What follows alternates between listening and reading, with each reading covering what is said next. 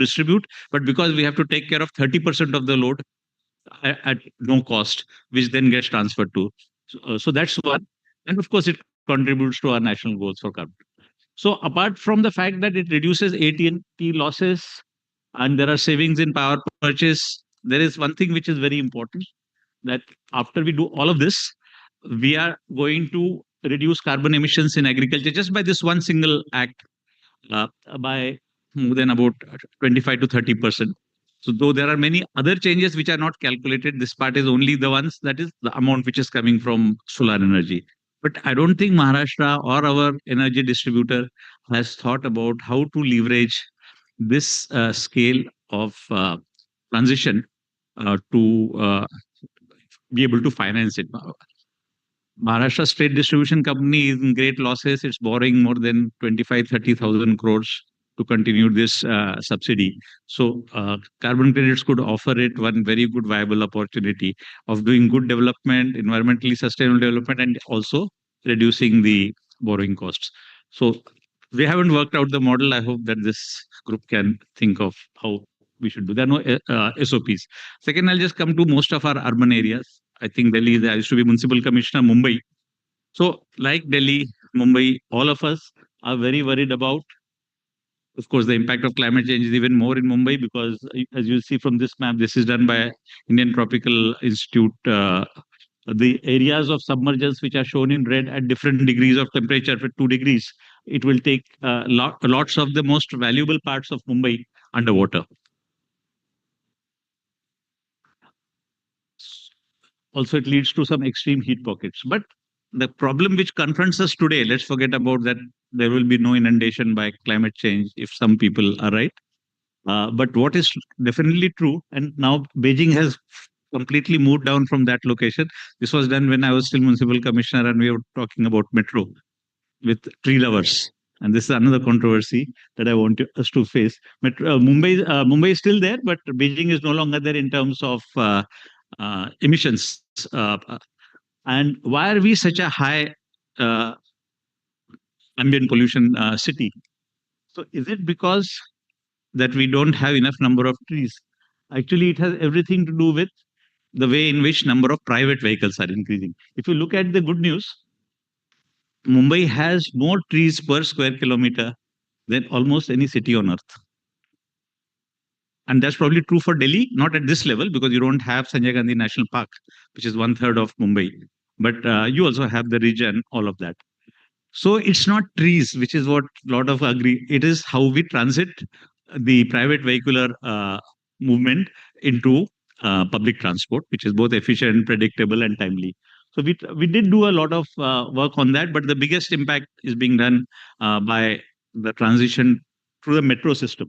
So the metro system not only does, I mean, now the metro system is going to more than 500 kilometers. Mr. Ajay Saxena, who is here, he has helped a lot on this. But what it does, most important is, it reduces the emissions per passenger kilometer substantially. And this transition, most cities are not able to do. What happened across South and Southeast Asia as we became prosperous, not it didn't happen in East Asia because they're much better prepared, but it happens in South and Southeast Asia. As prosperity came, public investment didn't keep pace with private investment. So private investment ran ahead. So you have many more cars than what the cities could invest in public transport. And then we have more cars, so that leads us to widen roads, to demolish people's buildings, and build more flyovers. It doesn't solve the problem. So what solves the problem structurally is only public transport, along with link, not just metro, but link to point-to-point connectivity. So this is the second thing, and that leads to huge reduction in uh, carbon emissions. Can a city like Mumbai, or for that matter, the metro companies, leverage this? Nobody has done it yet, and I don't see how it can be done. Come to our last initiative. It's about greening. All of us talk about greening, but most of our greening is a failure. The first graph is India. What the I don't know. This, so India planted 45 million hectares from 1982 to 2014. 45 million hectares. But it resulted in only 5 million hectares of increase in green cover. Most of the trees didn't survive or it didn't lead to anything. China, in the same period, a similar period, planted only 8 million hectares. A country 3 times our size, by the way. And they, of course, converted it 4 million of it into actual green cover increase. So there is something wrong in the way we are doing greening. And so that part, Maharashtra is now, at least we are taking it up. Mitra, we are leading this initiative with the forest department and others. The one is about identifying what are the afforestable lands in a very detailed GIS map, and then looking at forest areas not for plantation. That's the other thing that we do. We plant trees under trees which don't survive. So, well, we have already mapped all the area. About 32,000 square kilometers of Maharashtra's forest has less than 0.4 density. So only those areas for plantation. And grasslands should remain grasslands and not be planted with trees. That's another big thing that we are trying to push for. So this is the third sort of initiative which at scale can generate a lot of carbon credits. Again, I don't think that in our current policy measures we have factored this in. So really, I'm here to ask these three questions, that initiatives at this huge scale, 16 megawatts of 16 gigawatts of solar power just in 4 years, transition of more than 40% of Mumbai, Pune, and Nagpur from private cars to public transport, and the sort of greening I'm talking about, 300 crore trees, so it will add at least 4 to 5. There are a lot of other measures about community ownership and all that we are hoping these trees are going to be surviving. So how do we leverage carbon markets for these? That's it. So anyway, I'd like to hear a bit before we close it. Has anybody got any answers? Can we create some SOPs through this workshop where governments can do it? Because governments only talk about it. I haven't seen a single government initiative which has got revenue from carbon credit. Yeah.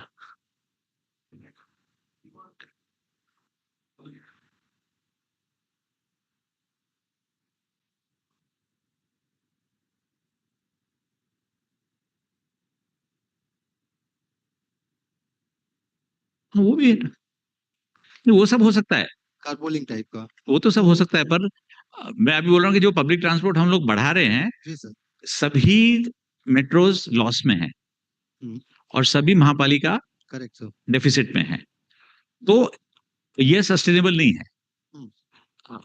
ये carbon economy से आने वाला पैसा tax करके हम इस economy में डाल रहे हैं, तो ये ज्यादा दिन तक चलेगा नहीं. जब तक हम लोग बड़े बड़े बातें करते हैं जब तक चलेगा. तो कार्बन इकोनॉमी ही खुद के लिए सस्टेनेबल हो, ये कैसे करें हम, ये मेरा क्वेश्चन था. हाँ, just take one more minute and then that. Yeah, sure. Thanks, sir. Regarding this ambitious 300 crore plantation, someone who will put money would want some assurance. No, government put kar rahi hai na isme. Government not asking for money for any of these three things. Okay, so if government is putting the money, then there are... And that there is going to be real-time monitoring every 6 months for every tree with satellite imagery and all of that. And we have seen this happen in our lifetime. In the current structure of Article 6, India hasn't recognized forestry as one of its technologies. So वो चीज होगी तो carbon credits generate करने में easy रहेगा. नहीं, ये तो बहुत दिन से मैं 15 साल से सुन रहा हूँ. सर, ये Article 6 का काम तो अभी शुरू हुआ है, 2 साल 3 साल पहले. नहीं, पर इसकी कोई SOPs ही नहीं है ना. सरकार में ऐसा चीज होता है कि सर, सरकार ने लिस्ट निकाल दी है 14 टेक्नोलॉजीज की, उसमें ये फिगर नहीं करता. नहीं, ठीक है, निकाल दी तो मतलब कि जैसे अभी कोई फॉरेस्ट डिपार्टमेंट के DFO हैं, वो ये पैसे, या फॉरेस्ट डिपार्टमेंट के सेक्रेटरी ये कार्बन क्रेडिट इसका बना के इशू करके उससे पैसे कैसे लाएंगे? इसका कोई प्रोसीजर है? सर, कोई बायर होगा, लेकिन बायर कहाँ है? नहीं, बायर हो नहीं सकता, बिकॉज ये गवर्नमेंट के फ्रेमवर्क में आएगा, to best of my understanding, and उसके लिए गवर्नमेंट को क्लियरेंस देना पड़ेगा. जो करंट आर्टिकल 6 मैकेनिज्म बनाया है, एक्चुअली मैं उस तक भी नहीं जा रहा हूँ क्योंकि उसकी जरूरत भी नहीं है. आप ही ने बताया कि अपना दुनिया का कार्बन मार्केट $1 ट्रिलियन का है, तो इसमें से 5% 10% भी स्टेट गवर्नमेंट्स जो ऐसे इनिशिएटिव्स करते हैं लिवरेज कर पाएंगे क्या? उसके SOPs बना दे जो गवर्नमेंट नहीं कर, क्योंकि गवर्नमेंट अगर टैक्स पेयर का पैसा ही इसको दे रही है सेंट्रल गवर्नमेंट स्टेट को, उसमें कोई फर्क नहीं पड़ता पैसा कहाँ से आ रहा है, कार्बन इकोनॉमी से आ रहा है. जब आप कार्बन जनरेट करते हो, उसको टैक्स करते हो, वही पैसे से आप ये दे रहे हो, तो उसमें कोई ये नहीं। जब जब से ये initiative itself start paying for itself, तब ही उसमें कोई सस्टेनेबिलिटी है. So I think one of the outputs of this workshop should be to create very practical SOPs for claiming carbon credit.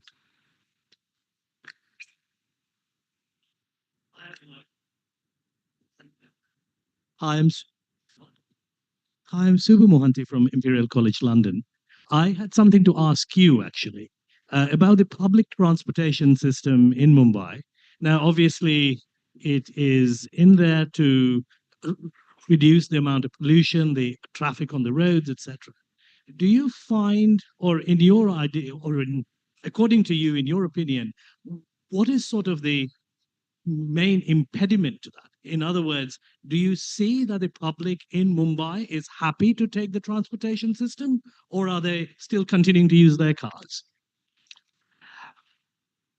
Mumbai is different from Delhi.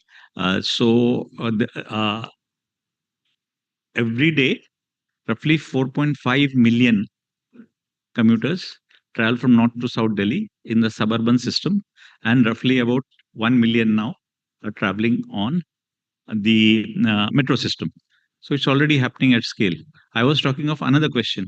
The question is, all these are loss-making operations being subsidized at great cost by the central government, the urban local trains, or by the state government, the metro.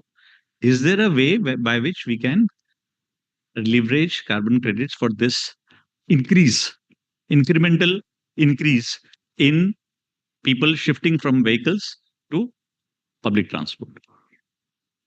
And I showed you the exact reduction that is happening there. This is the reduction of only one metro line.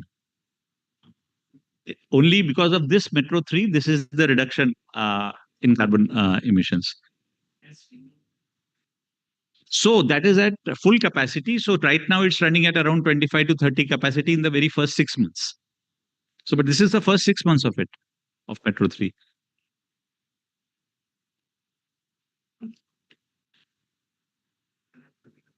Should I ask, sir? Yeah. Okay. I am Pradeep Kumar Gupta, working as an independent consultant and acting as an independent director. Now, sir, you asked that how the Maharashtra SIC units going to convert this. Now, one question before going further is that earlier what I was having my okay. आवाज आ रहा है, sir? आ रहा है. Okay. What was my thinking is earlier I was knowing that 1.5 degree temperature differential is there for climate change. Now it has gone to up by 2. And earlier workshop there was some inflection point was discussing was there. But in fact, after coming down this conclave, I came to know that it is 2 degree. Now, 2 degree is one area where we have to focus on to leverage the benefits coming to the SIC units of Maharashtra. How it is possible? How many? What is the total population of Maharashtra? That is number one. Now, how many people are knowing the SDGs? That is second. Third is how many people are knowing that it's now not 1.5, it is 2. So where I'm talking about the skill development. No, I mean, the norm is not 2. It is default option. We are not able to keep to 1.5. That is it. And we won't be able to keep to 2 also. Yeah. So the default option is there. So I don't think we can do much about what is going to happen to the temperature. India only contributes, I think, 7% or 8% of the world's carbon emissions. So by removing all of that, India is not going to change the global climate scenario. What India can do is to ensure that this becomes an opportunity for better development. So some of the calculations that were done by some of our knowledge partners show that unlike developed countries, where adjusting to a green or carbon neutral economy reduces their GDP growth because it comes as a cost, because they have to do away from their existing infrastructure and change. The one example is Netherlands, which went so much for solar energy that there are hundreds of industries which are waiting to be connected because the transmission system is not in line with the added power. But India doesn't have that problem because our infrastructure is, compared to our need, far lower. So all incremental infrastructure can come in the form of more solar energy, more storage of solar energy, and better transmission infrastructure. So the cost is not there. The question is how to finance it. So, agreed, sir. What I just wanted to tell you is that whether skilling is going to help sick units to get into the green zone. What is going to help? Skilling. Of course, Skilling. everything helps. Okay. Thank you. Thank you very much for the wonderful, insightful. I'll request you, sir, please. Sure, sure.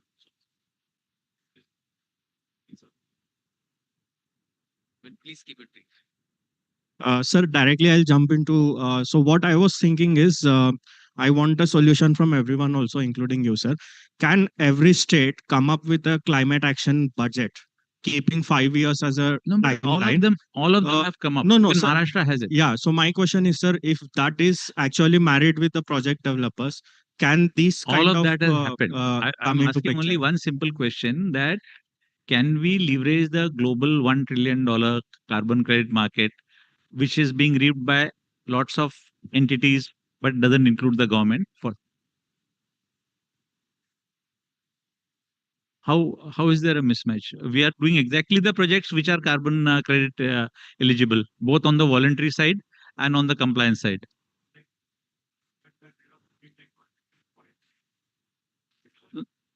No, but I'm not. See, the government of India policy is still not even in place. But additional afforestation is already compliant with international carbon credit requirements. You can show what is the increased forest cover, and that can be marketed. Lots of private people are able to do that. Lots of countries have done it. So before we even go to our national market, we can leverage the international market.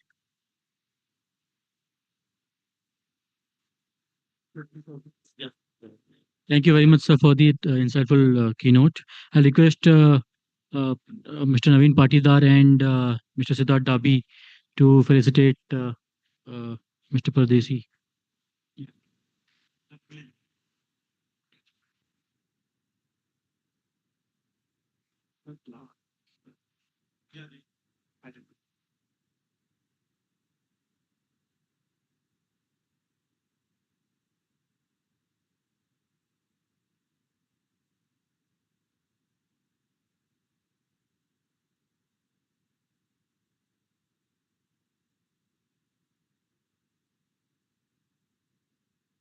Right. Thank you so much once again for coming. Thank you.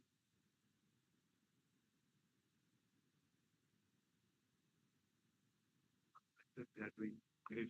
Yes.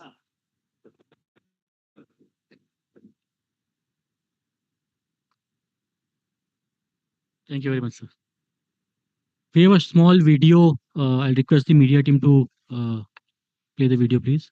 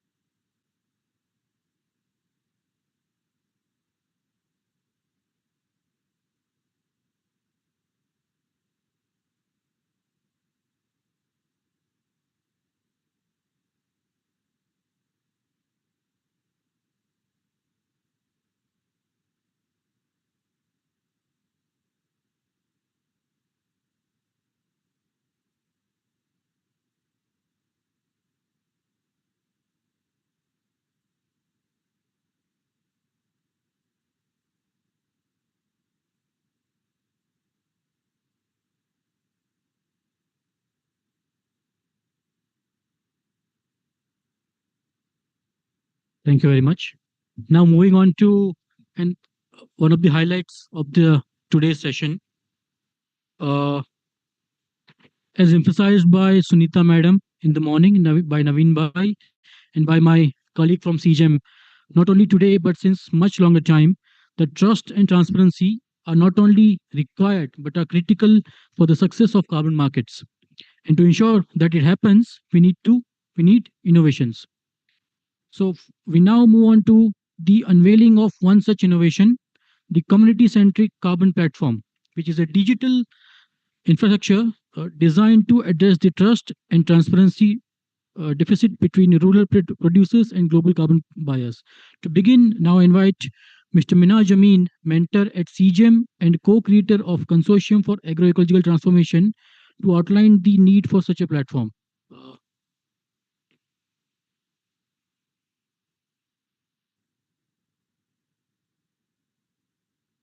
Over to you, Min.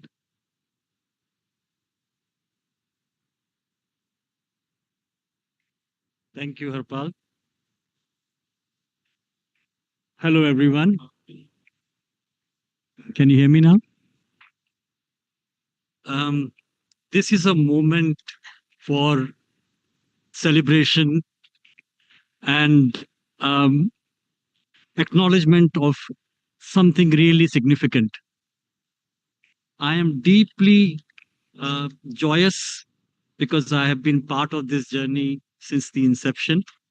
All of this began only 4 years ago with a very simple idea. The idea was, can an instrument like carbon credit and other instruments for payment for ecosystem services be utilized to provide the necessary support that the most marginal farmers need in the country to make their journey possible to more sustainable agriculture practices. And what a journey this has been. The creation of CGEM and now this great milestone of the Bharat Carbon Conclave. What an achievement. To make this happen, we needed a group of people who are passionate and compassionate towards farmers, who also have a belief that something like carbon credits, a capitalist instrument, can be turned into something that favors farmers. And this is what today we are seeing, this platform that CGEM has launched, CQP. Basically, it does just that. It brings transparency. Most importantly, it brings trust. Trust between the two parties, basically people who are trying to source carbon credits and people who are not in a position to maybe have access to information, the information asymmetry, all of that, have a place where they can trust that this transaction is going to be fair. It also makes it possible, maybe there's a promise, a potential, that this kind of platform will allow transactions which generate carbon credits in such a way that the bulk of the money goes to the farmers. And this promise, I hope, will make this platform create a more just, more fair, more transparent, more trustworthy carbon credit system. And not just for carbon, but also in future, we will be able to see other payment for ecosystem services that enable this very difficult, complex, risky journey for farmers, for it to happen in a more fairer way in the near future. Thank you. Thank you very much, Min. We have a small video to play. I request the media team to play the video, please.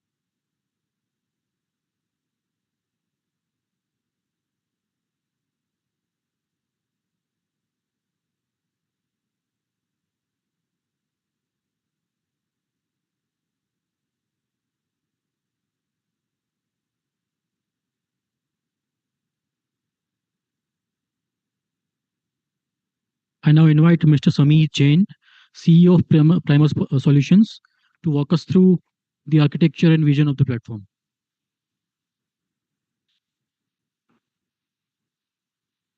Over to you, Mr. Jain. It's always very difficult to come in and then add anything valuable to all what has been said. But you take the brightest of the ideas to the greatest of the learnings and the ambitions that we have laid out for ourselves, put it all into a technology tool. And that's what this platform CCCP is that CGM has conceptualized. So I want to give a big applause to the team of CGM, Srajesh and Siddharth and many more to have put this together, and the opportunity that Primus had in assisting CGM in building this platform. I always say that in a country as heterogeneous as India is, technology is the biggest leveler. It really democratizes the governance to the people. And why would climate be any different, especially with its own fault lines? If you really look at certain numbers, about $7 trillion market as far as climate investment is concerned, but a very small amount of it comes to the climate action when it comes to grassroots level actions, especially the communities which are dealing with decarbonizations, to forest actions, to preserving water bodies and whatnot. Of course, one of the ways to do is to look at the impact investments, which is about $1 trillion market, as Praveen sir just mentioned. But about $150 billion of it comes to these areas, and India is less than 1% of it, right? And that's where we really see an opportunity to really make climate action grassrooted in the community, because climate action is everybody's agenda. And that's where the role technology can play into this, so that we can bring the like-minded people together and take a collective action. And that's where the realization came in as to what can bridge this divide between the carbon finance markets and the grassroots actions, and how do we really create new types of employment and livelihood opportunities for the people on the ground. And that's where the origin of this came in. Just to, and the platform did talk about it, but there are basically three main layers to this particular platform. One is, of course, the projects, where very deeply curated projects which look at every aspect of the project and what are the impact from a climate perspective that will deliver, that CGM team looks at, so that there's a lot of trust as far as these projects are concerned for the impact investors. So that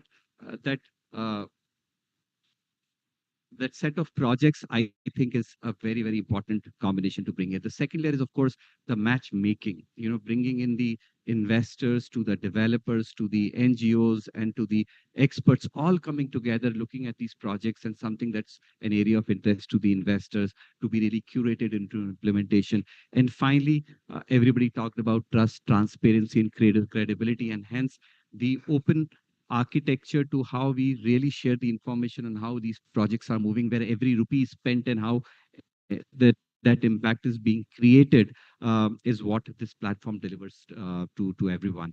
And that's where I'm very proud that as Primus team, we didn't look at this as a technology solution, but solving the problem at the grassroots level. And I think if we do this well, then this opens up $1 billion market, or more than $1 billion market as far as carbon financing is concerned. It also creates amazing opportunities for livelihood and employment in the community itself. More importantly, really enhances India's stature when it comes to credible climate action and the project that it undertakes. And that's what CGM is. So I really want to congratulate the CGM team and everyone else who's there, and everyone who will become a part of this platform to ultimately take this first step towards making carbon action a ground reality in the days to come. Thank you so much, everyone. Thank you. Thank you so much, Mr. Jain. I'll request you to please be on the stage for a while. I'll request Mina Jamin to also come on the stage. And I'll request Mr.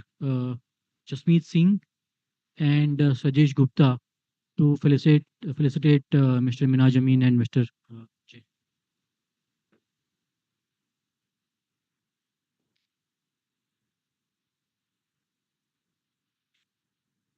Mr. Mina Jamin.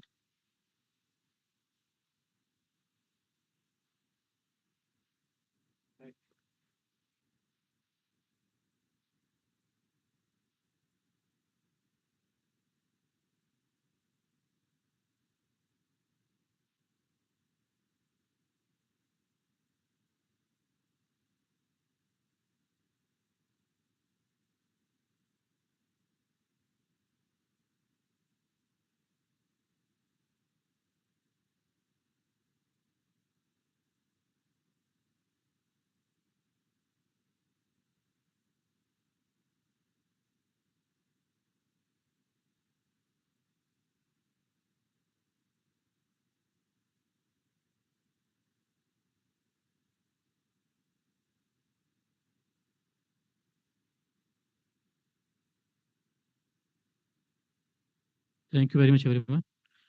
Before we move further to our agenda, a small announcement to make.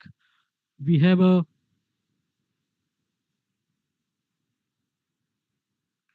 we are launching a community of uh, practice for community principles uh, guidelines, uh, which was largely around the last session.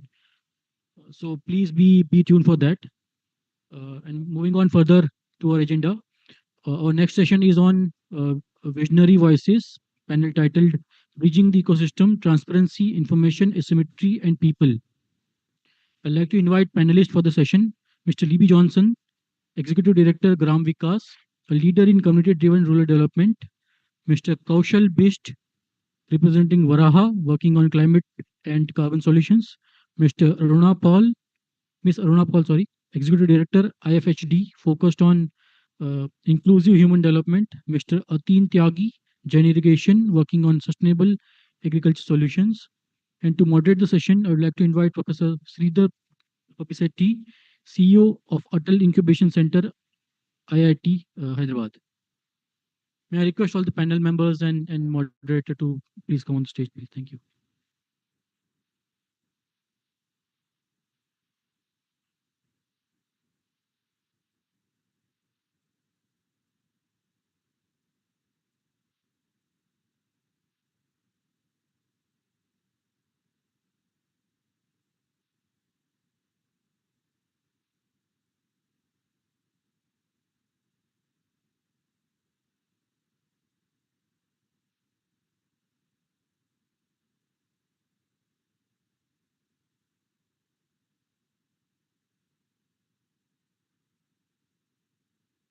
Yeah, about 40 minutes.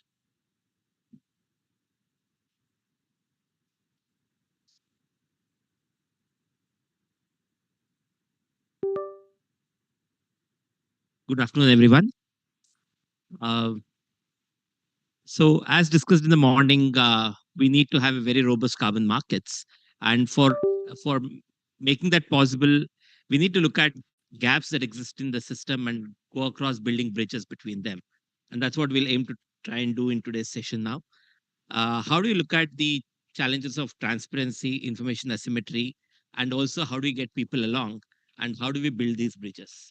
And I'm delighted to have very distinguished panelists with me who will bring in a lot of nuances from ground and help us put together in the context that will help us take the conversation forward.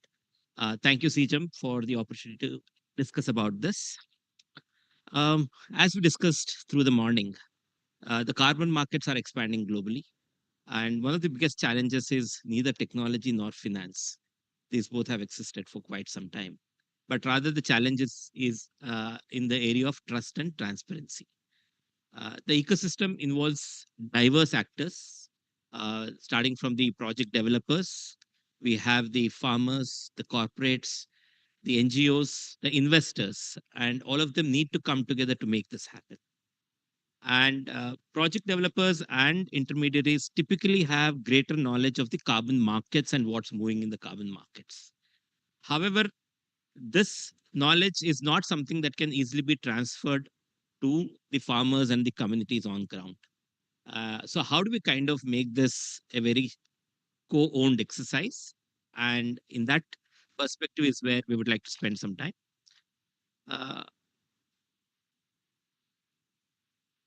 So I'd like to start with you, Libby. If carbon markets are expected to scale and become a credible climate solution opportunity, how do we address the growing information asymmetry that's there between the project developers, corporates, and communities who are ultimately implementing these projects?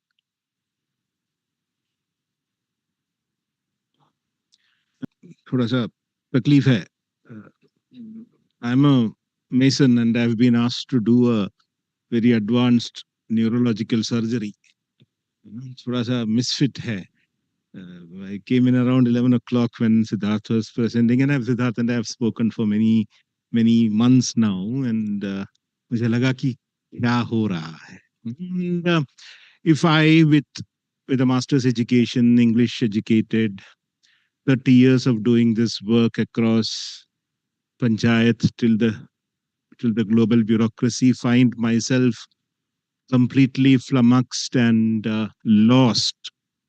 You know, the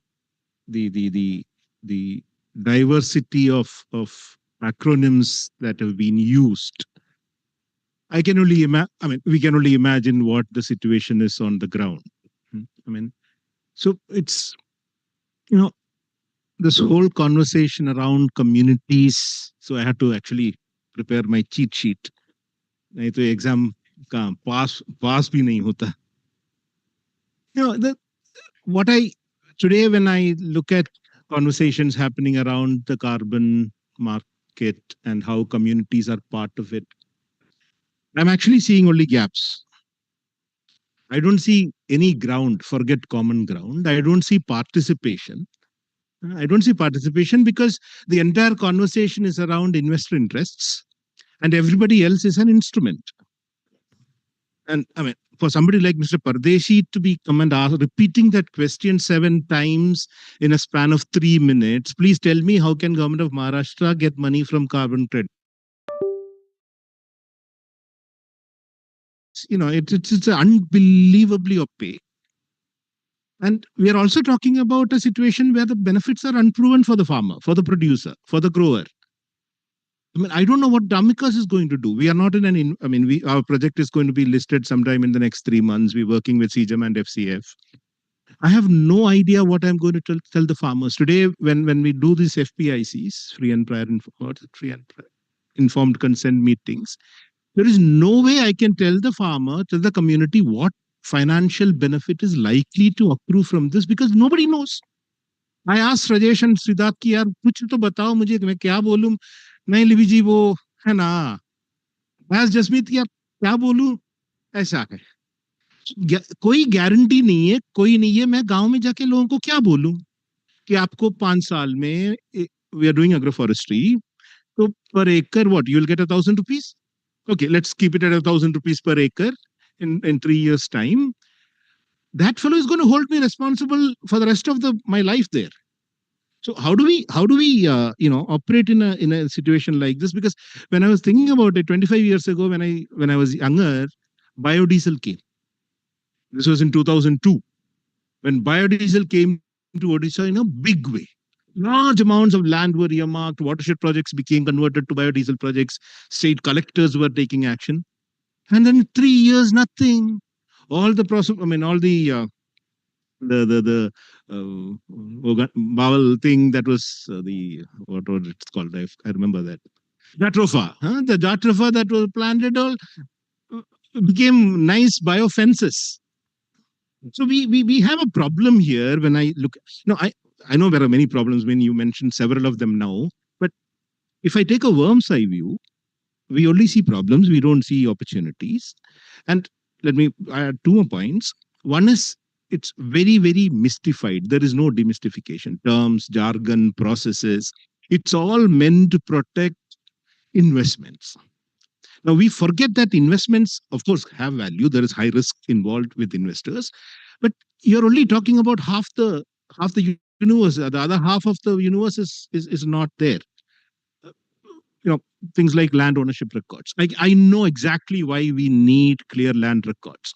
But we are talking about rural communities which have been in subsistence farming, who are protecting stewards of their natural resources.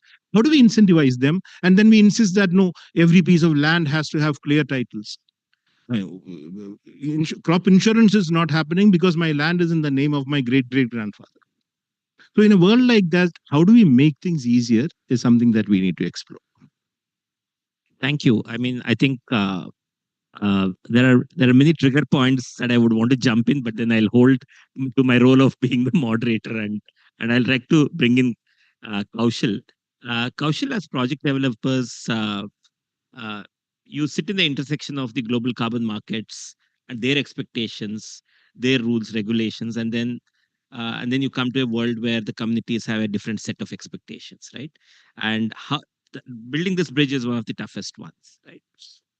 So how do you address this challenge of translating the complex requirements of the carbon markets to something that's understandable? And as Libby said, what is it that I can tell them today when I'm going there for seeking consent?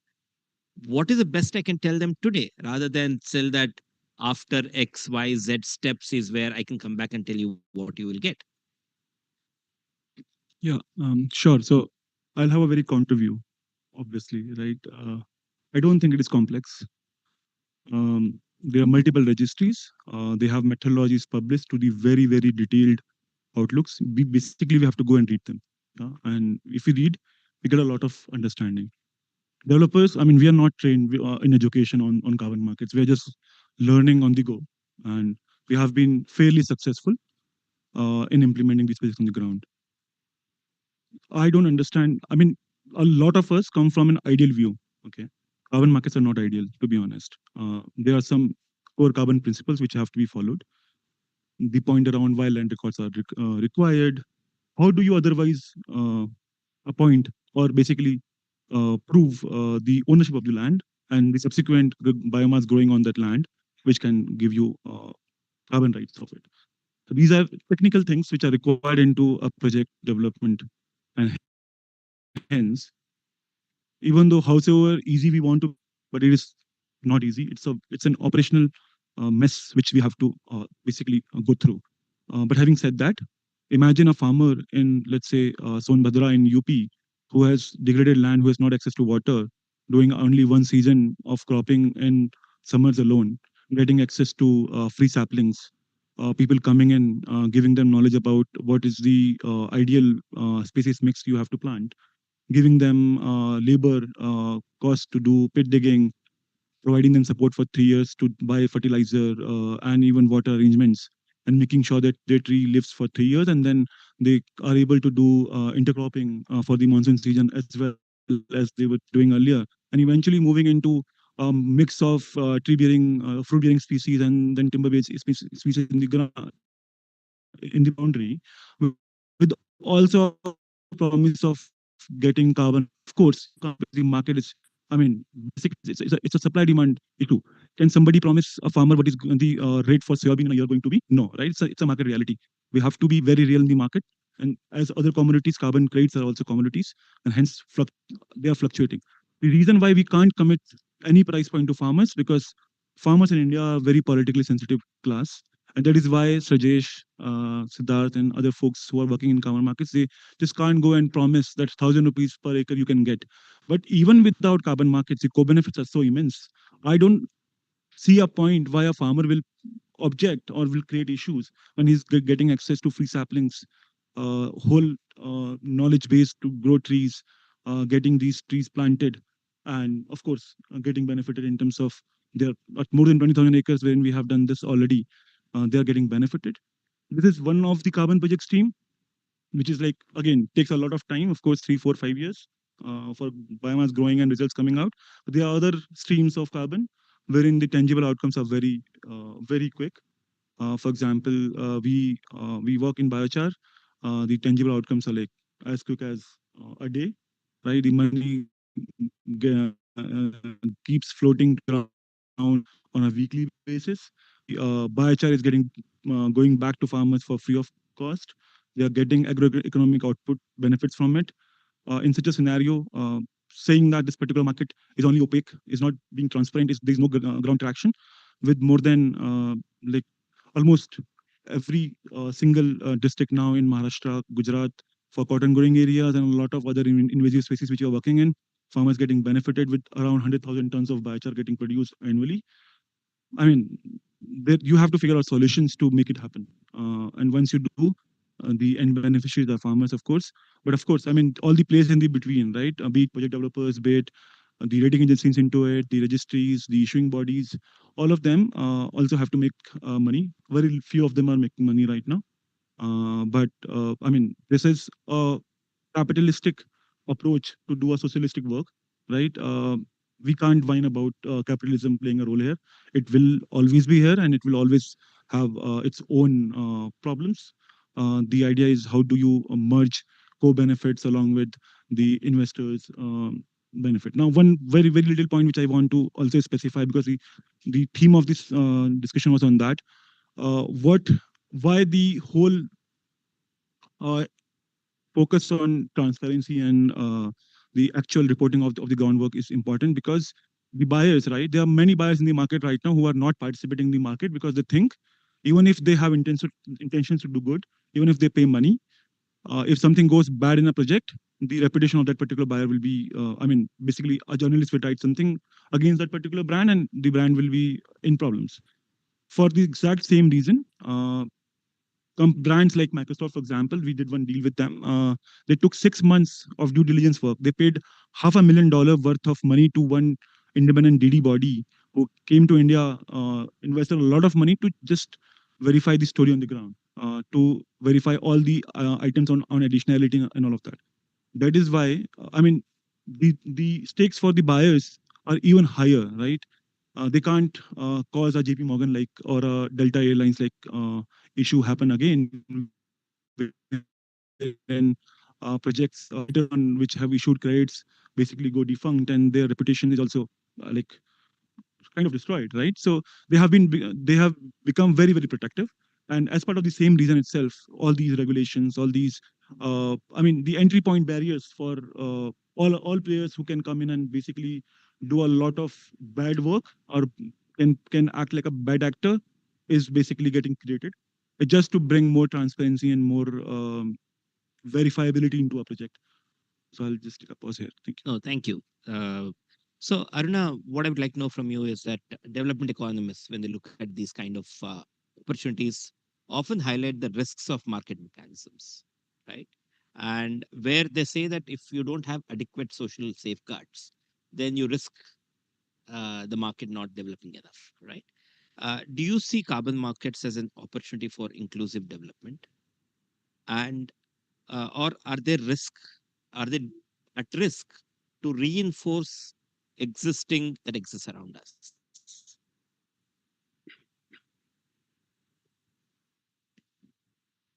Thank you. Yeah. Yeah, so just to get a bit romantic, I'm speaking from the bridge of what you call the boulevard of broken dreams, where I stand and speak in this. And I'm so happy that CJM and Siddharth asked me to be part of it, because I did say I would present a lived experience of this, because me and my organization have been possibly the first and early adopters of the carbon credit market space. For us, we have been working for the past 14 years. My organization is a small nonprofit, but we've been working essentially on climate change and community impacts, building resilience within communities for climate change. So we saw this as a kind of carbon finance, as a kind of funding mechanism that would support transition, right? And had this larger goal. Yes, the understanding, I had to kind of really rack my brains, but the understanding and the lot of reading and research I put into it initially, when it was a lot murkier than it is now, um, to get to understand how this is calculated. How can something that has so many impacts at so many levels and so many stakeholders be reduced to one unit, and that one unit being carbon? And how does that get calculated and translate into something that uh, uh, provides finance to, and try and translate that into a coherent narrative for the community members or the farmer partners, or um, uh, to become uh, what would you, I wouldn't call them, I mean, none of those terms of beneficiaries or stakeholders. They're just basically the prime movers. So when we talk of community members, we're not talking like a cohesive whole. We're talking about people, individual aspirations, individual challenges, individual kind of reasons for having or wanting to be part of this kind of a system. So how do you manage those multiple expectations, and how do you actually ensure that there is a certain fairness principle that applies to this um, mixed bunch of people? And I think the ask in terms of when we talk of climate change, we talk of uh, mitigation, adaptation, anything.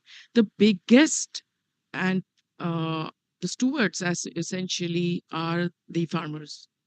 And it's their land. It's their land that's being committed. And the burden of climate change impacts is also on them. The burden of transition is also on them.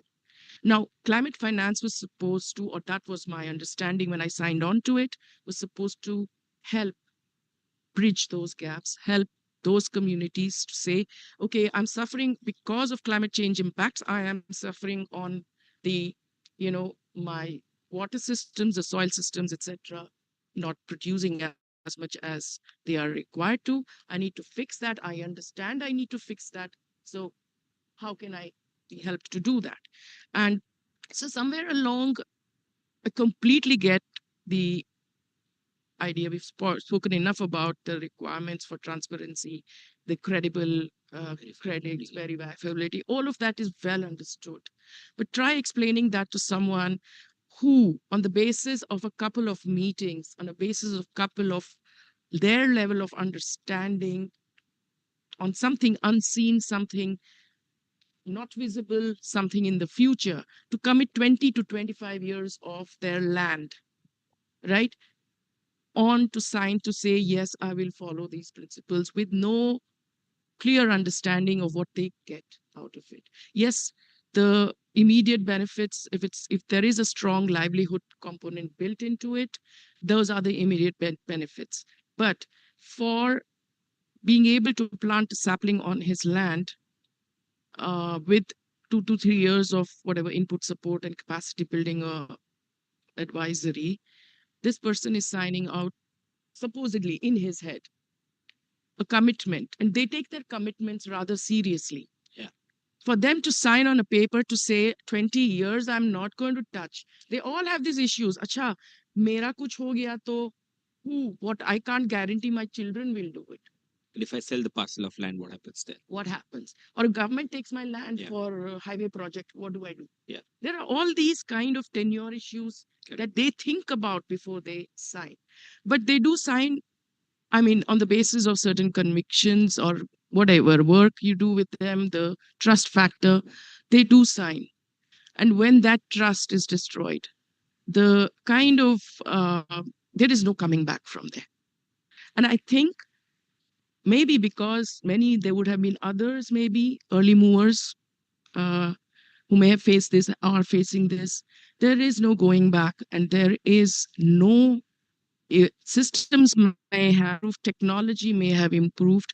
Also, when you talk about transparency and you talk about KMLs, you have got to give polygons and KMLs, etc., all logged in, right? It's in the public domain when it's a listed project or a registered project. How do you track that back? So there's this farmer, there's his land, and there is his map up there. He sees it that it's locked. I can do nothing with this. Right? There are other complications because right from sustainable maize to AWD to AWD rice to organic to afforestation, all part of the boulevard of dreams, right? But I do understand that things have changed. Technology is there, possibly improving things, and that's the kind of openness with which I come to this conference, but also to be part of the learning process again. And possibly I've covered both my questions in one go. Okay. Well, we'll try and see if we need to come back once more. Hi, Atin. Are you able to hear us? Yes. Am I audible? Yes, we can hear you, Atin. Okay, perfect. Atin, taking forward what was earlier said in this panel, corporates today face the increasing pressure from investors and regulators to demonstrate credible climate impact and transparent ESG reporting. How important is data transparency and credible MRV in ensuring that carbon credits remain trusted climate instruments? Yeah, actually, we have had this experience in the pre-2020 regime, so-called. We developed a few projects pre-2020 when the CDM and the VCS were the major registries. In fact, at that point of time, NBS was not that popular word. It wasn't that popular word at that point of time, but we did register one project with micro irrigation and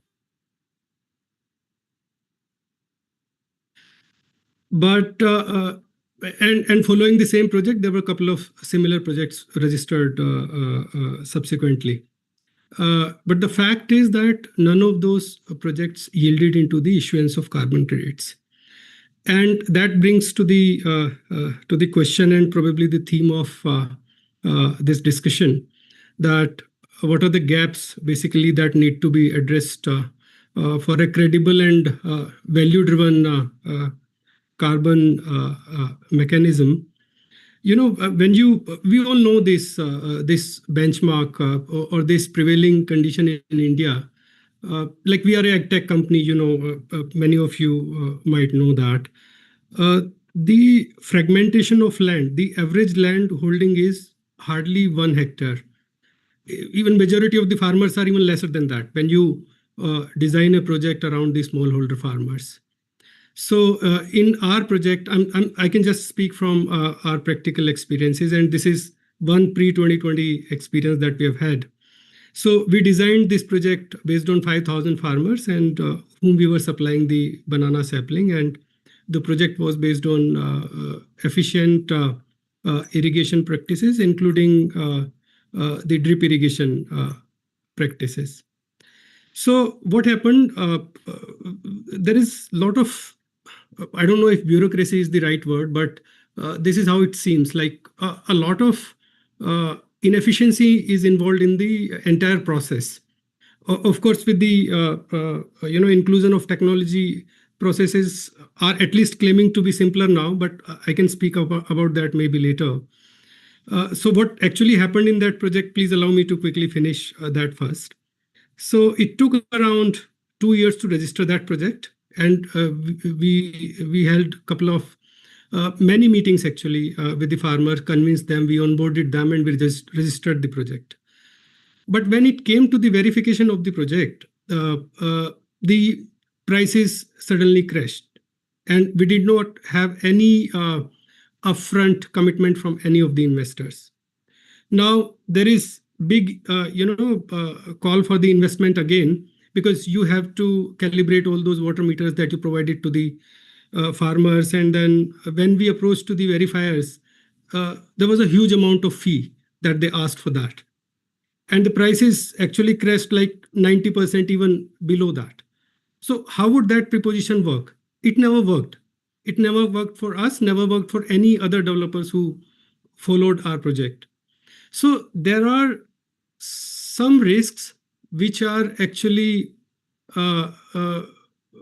becoming more potential risks because of the inefficiencies in the system that we already faced in the past. And what happens at the end, that the project developer has to take, he has to bite the bullet. He is the 100% risk taker in the entire process. So I think there is a need that we actually crack this, and if there is a cushion that could be provided to the project developers, and we all know that it won't be possible for all the projects to have the upfront investments committed from the buyers. There are many if and buts involved in that.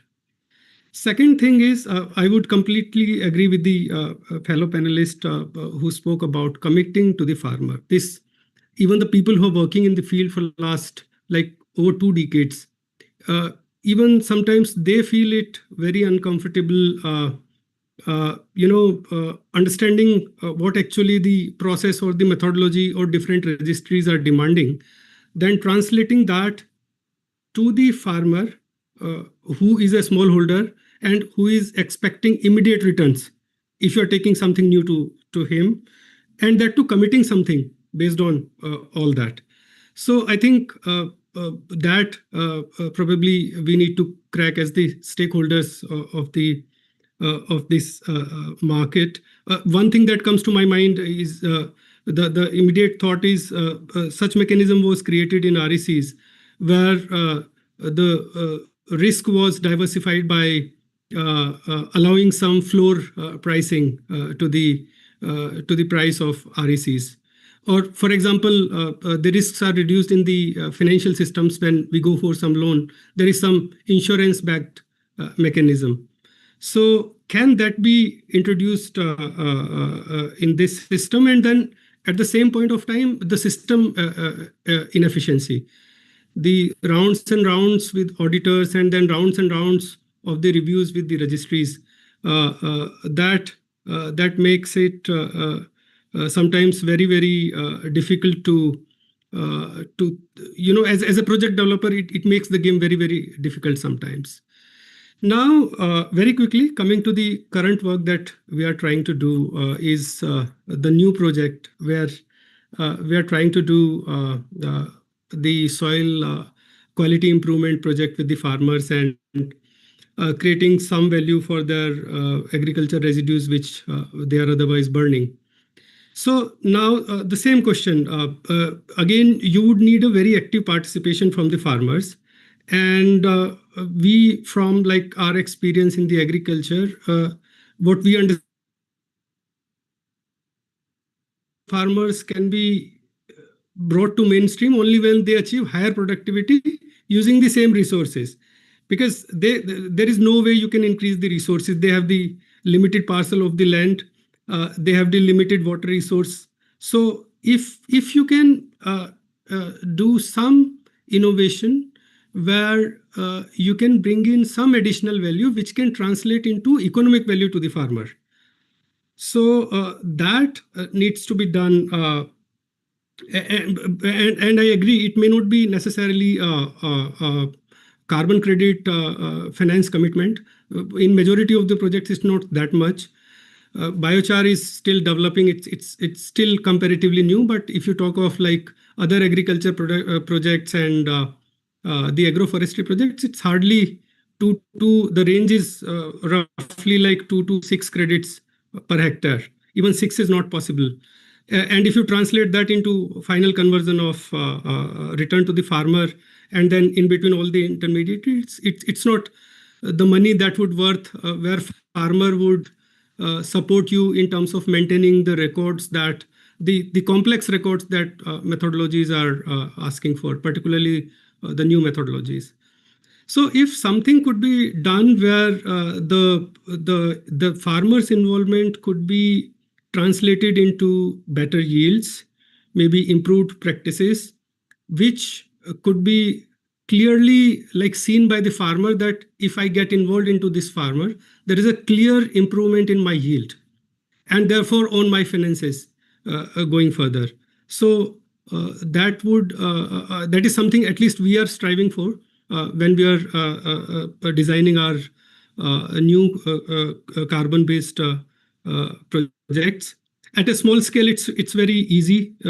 Doing like 500, 1,000 farmers is comparatively easy to implement all these things. But in agriculture, we all know particularly again, it's I would say it again because of the small size of the land. In order to achieve a scale, you need thousands of farmers. Just 1,000 farmers will not be enough. You probably need minimum 5,000 or 10,000 farmers to make a sizable project. So yeah, I think the how do we take care of the system inefficiencies and how do we translate the benefits to the farmers commitments? I think that needs to be cracked. So I'll stop here and we'll be happy to take any questions. Sure. Thank you, Atit. Yeah. So Lipi, if I could come back to you, and I think taking forward the point being said. So many carbon projects claim to be community centered. And yet communities often have limited negotiating power. Right? What mechanisms are needed to ensure that communities are not just participants, but they're actually informed stakeholders for the carbon markets? Street monkey dancers, no? You call the monkey a participant. Yeah. I mean, that is what the farmer is in this entire carbon thing. Farmers are not participants. NGOs like Gramikas are not participants. We are just a contractor, not even an implementer, a contractor. In the last 3 years, I have received 42 calls because we worked for 30 years in water and sanitation, drinking water. 32 calls offering me free water purifiers. All of them from various operators in the carbon market. 42, not one or two. We are contractors. Farmers are beneficiaries. Now, with all due respect to, providing input, free में चारा देना, irrigation का पानी देना सरकार करती है. सारे भारत में agriculture departments, horticulture departments and forest departments have been doing it for 45 years now. So there is nothing new. Now, why should the farmer look at somebody giving them a benefit like that, which she has considered as a birthright to receive free subsidies from the state? There is no communication, there is no narrative around the new form of giving. It's the same actors doing that. It's the same Gramikas which implements a horticulture project which involves free saplings, doing it on behalf of a carbon project developer. So for the farmer, they are still seeing the same actors. But the underlying narrative, the underlying structure behind is very different. Now, this, till the time this problem is solved, we do not have a future. The second point I want to make is, we all talk about scale, and this is only viable if it's a scale. Now, if the farmer, if the decentralized distributed producers are the core of this, then scale is a result. It's got to be your starting point. There is the carbon inherent intent to adopt and align to this, and because hence, the design has to be for that unit. The unit here is the farmer. right. The unit is not 10,000 farmers, because 10,000 farmers are 10,000 farmers, 10,000 different methodologies. Yeah.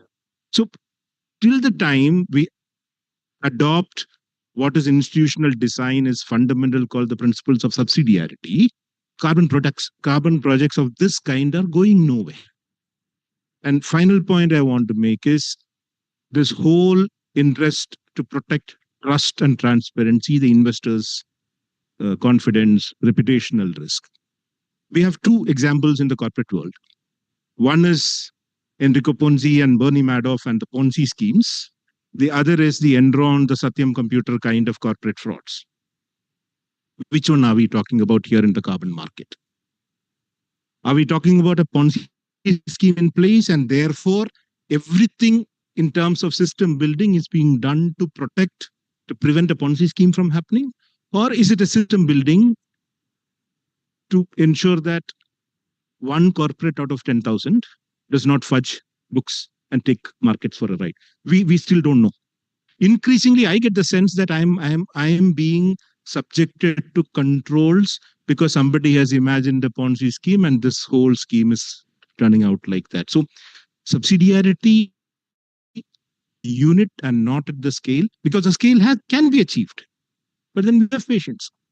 So rather than trust and transparency, which all of us have talked about, the one thing that needs to be added is the P word. It's patience. It cannot be overnight. Kaushal, coming back to you.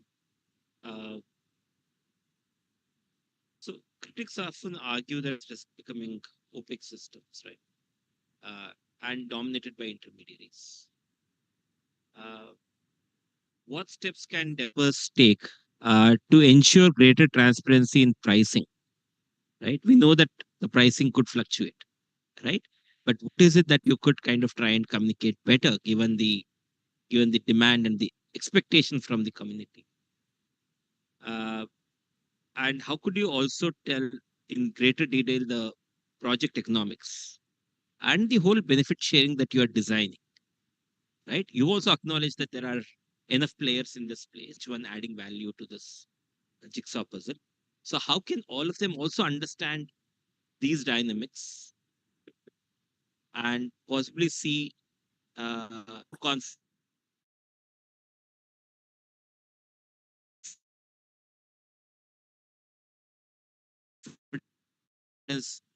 than just the So, I mean, the market is filled with a lot of players who claim to have access to a lot of farmer base, a lot of land mass, right?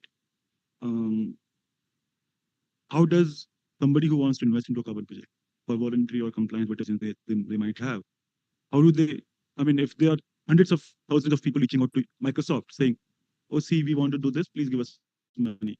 How will Microsoft differentiate between all of them? Right. That's the whole starting point of it. I'm just giving example of Microsoft because in a particular carbon renewable removal, Microsoft comprises 90% of the market. I mean, there is nobody apart from Microsoft, almost on paper, almost Microsoft is the market, right? But having said that, ARR, which is plantations, regenerative agriculture, the pool is a little bigger and there are a lot many more people. But again, you go to India, almost every NGO on the ground will claim that they have very good, excellent, unprecedented relationship with farmers on ground, and they can carry out a very large project if in case they are given money, which is right also, right? That's the way they have been trained to work and function. Carbon markets are also not looking for anything new. Nobody is saying it has to be. I mean, biochar was known by the people in Amazon 5,000 years back. Right? Plantations, everybody knows tree grows, photosynthesis captures carbon. Government is also doing it, of course, but it's not happening, of course, because there are millions of acres degraded and not getting planted. Definitely. Carbon markets function on a principle called additionality. Even if it is promoted by the governments and all of that, if some area is there which is not happening, if you went, you do this, you prove that intervention proof, hard to refute ground evidences, and then a DMRV in place, which basically can quantify the outcomes, you can claim carbon outcomes and then sell into the market. Coming to the price availability and I mean, how do you guarantee that? The outlook is becoming more and more promising from here, right? We already have forward contracts in place for biochar. Microsoft have guaranteed us 2033. Of course, in such a project wherein we have guarantees, Microsoft rating us, for example, to make sure that every biochar which we produce from our project will go back to farmers and we have to trace it. We have to empanel a body of farmers. We have to make them represent their interest in the project. But again, it is always depends upon the buyer. All of this will incur cost. You have to take again a separate logistic vehicle and give it back to the farmers, right? Do the tracking and tracing of their application to the farms. But can all buyers do it? The prices are so high that even the large food companies, they are not buying into these categories. Price points north of $100 per ton in categories like enhanced rock weathering, biochar. You can put all of these mechanisms in place. You can build all farmer benefits and guarantee them with how to refute evidences on ground. But categories which are only $5, $10 a ton, right? There it becomes a lot complex. Not, I mean, if your profitability is not $100 per ton of your emission, how can you support such an reality? So again and again, 4, 5, 6 can't afford to build a market. They have limited emissions. They will just get over it in no time, and then we'll be left with billions of tons of emissions going into atmosphere, and the carbon markets will go nowhere. It has to. What we need to do is we need to make sure that the inherent co-benefits also gets monetized for the farmers. I'll explain it a little bit.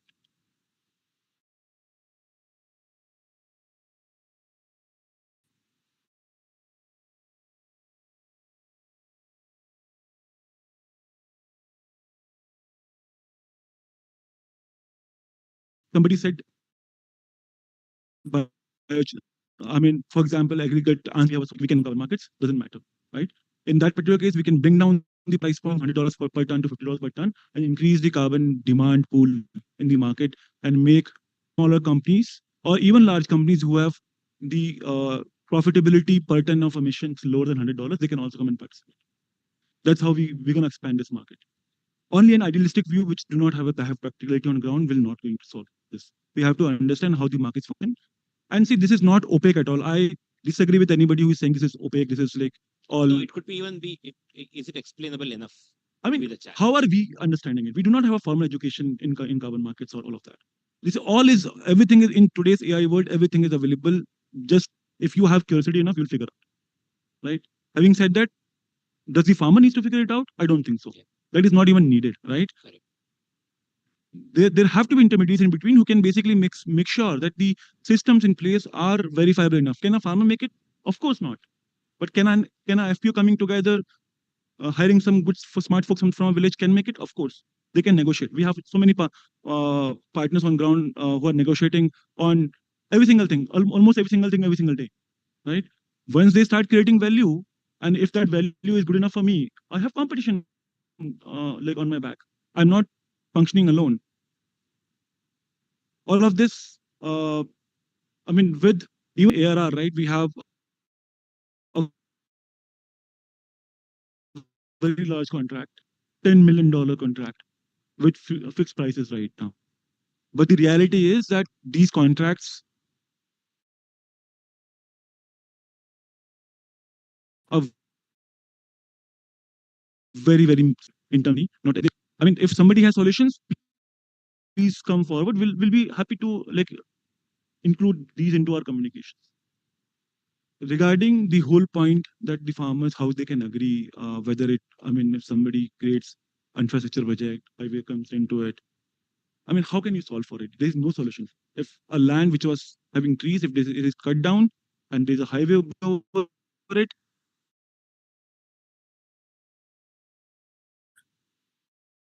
of course, right? Because you already sold some of the years of that particular outcome to somebody who's a buyer, who is also in a problem. Otherwise, it will not work. So do you foresee from the conversations that you are having around these issues? These are all factored in. If somebody have read the methodologies, yeah, the government is willing to kind of say, if there is this kind of a scenario that's emerging, will the compensation paid to the farmer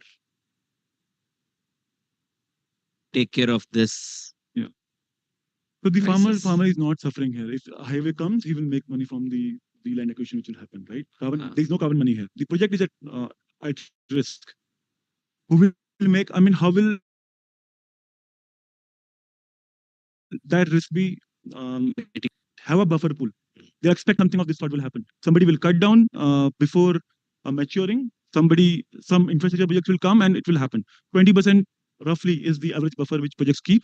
They keep it on a project level. They keep it on a registry level as well. Correct. Even if the other project faltered, the registry will basically is in a position to absorb the. Yeah. Somebody was asking a question in last when I mean someone was speaking. I so sorry I forgot the name. I think from a Mitra.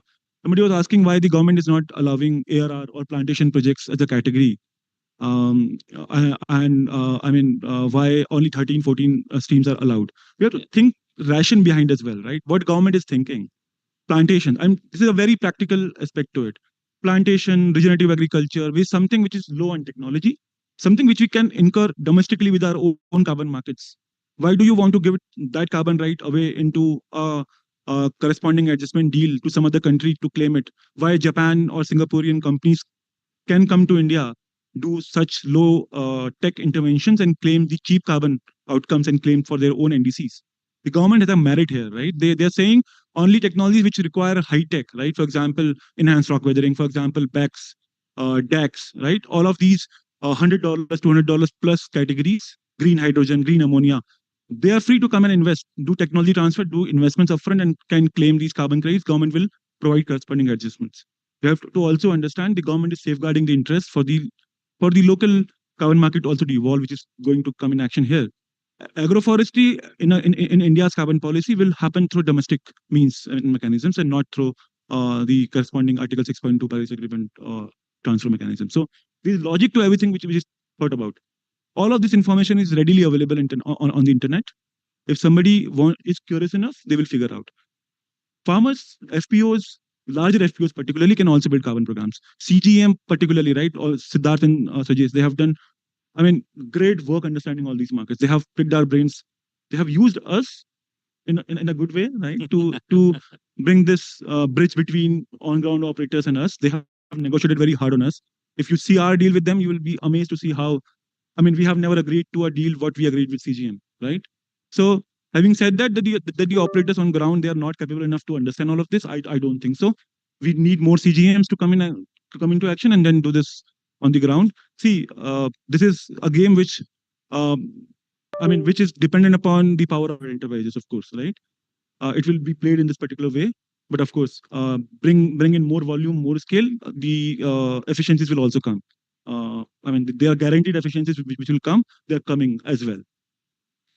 So Aruna, in this kind of gaps where we've been discussing, what role do you think research institutions, think tanks, and others can play in ensuring that carbon market models are socially equitable? They get to capture the right evidence to kind of uh, build enough knowledge base when questions of fairness, all of them come about in the future. So I found myself nodding a lot when Kaushal was speaking. So yes, I think research and the role that CGM plays, or policy think tanks, research. See, the fact of the matter, any research and any think tank work or policy is actually a survey, an analysis, looking at what's happened and the learnings from lived experiences. And I think doing, translating that, uh, meeting with the communities that have been part of carbon projects, so understanding those challenges, looking at also the macro perspective, looking at the different stakeholders, and if there can be a cohesive, dominant narrative that can build up on the basis of this research and analysis, and that can contribute to the policy, would essentially put in those kind of social guardrails. I have been also reading up a lot about what the UN does, and there have been enough international experiences that have been also recorded. So these are all learnings, I would say that, but it cannot be something that can happen in the future, because when you're talking of private enterprise, you're talking of new financing instruments that are coming up, new kinds of registries that are springing up, new methodologies being discussed. Randomly, methodologies change, right? You're caught in, you start a project under one methodology, somewhere halfway through, methodology change, right? And then you go back. Sometimes the baseline, for us, I know it has happened, the baseline year has changed. So you go back to the same farmers who were part of an initial baseline. So, you're not part of the project anymore because you transitioned earlier. So now I'm going to a new set of farmers. So what happens to what I did, right? So these are all actually, there is enough to learn from. And I think perhaps that talking that needs to happen between project developers, also for them to have a perspective. It is a private finance mechanism. It is a newish kind of instrument. People are, every level are learning as they go along. The failures need to be discussed more than the successes, because the successes are very current and very new. The failures are something that got into place a few years ago, and that's what carbon markets are about. When you expect a farmer or community member to commit to 25 years on a document, then you also need to be able to have that kind of data available to promise what is possible, right? Yeah. If we don't have that, and that's what perhaps research and policy needs to focus on. Thank you. I think this is just a start of trying to understand the puzzle from different points of view. Of course, we had a few more questions to kind of go through, but then due to paucity of time, we will have to wrap it up here. Thank you very much, everyone on the panel, for being forthcoming and also challenge each other. I look forward to taking the conversation forward. Thank you.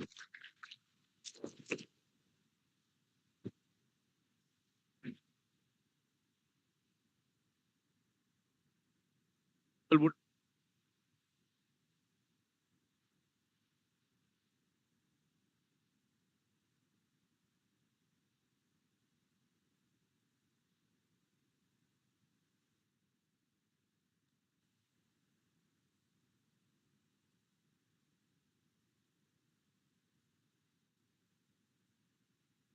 requesting.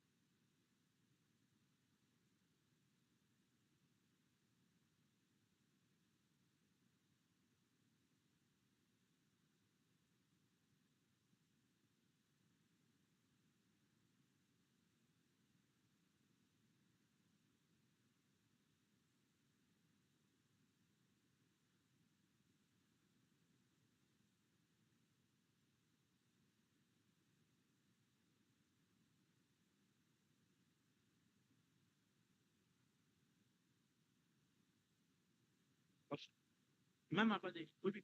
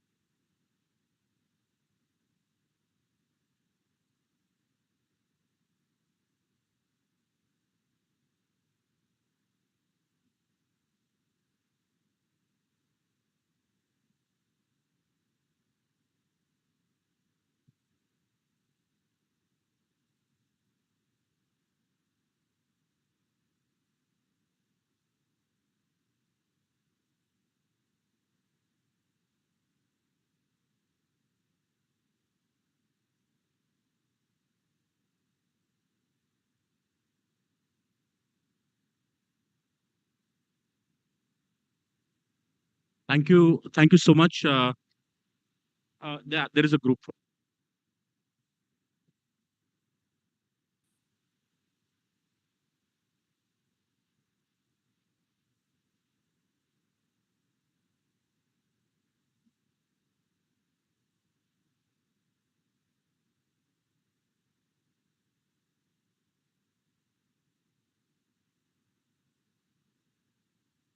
Okay. Thank you so much, panelists. Thank you so much. Uh, I do understand that, post lunch, it Thanks gets all. difficult. I can sense that the energy is a little down than what it was in the morning. And kind of keeping this in mind, we have two things. One thing is that I understand everyone needs a change of scenery. So we are going to offer you a change of scenery now. We will break out into two parallel sessions. That is point number one. That is point number one. Sorry, this mic has also lost its energy.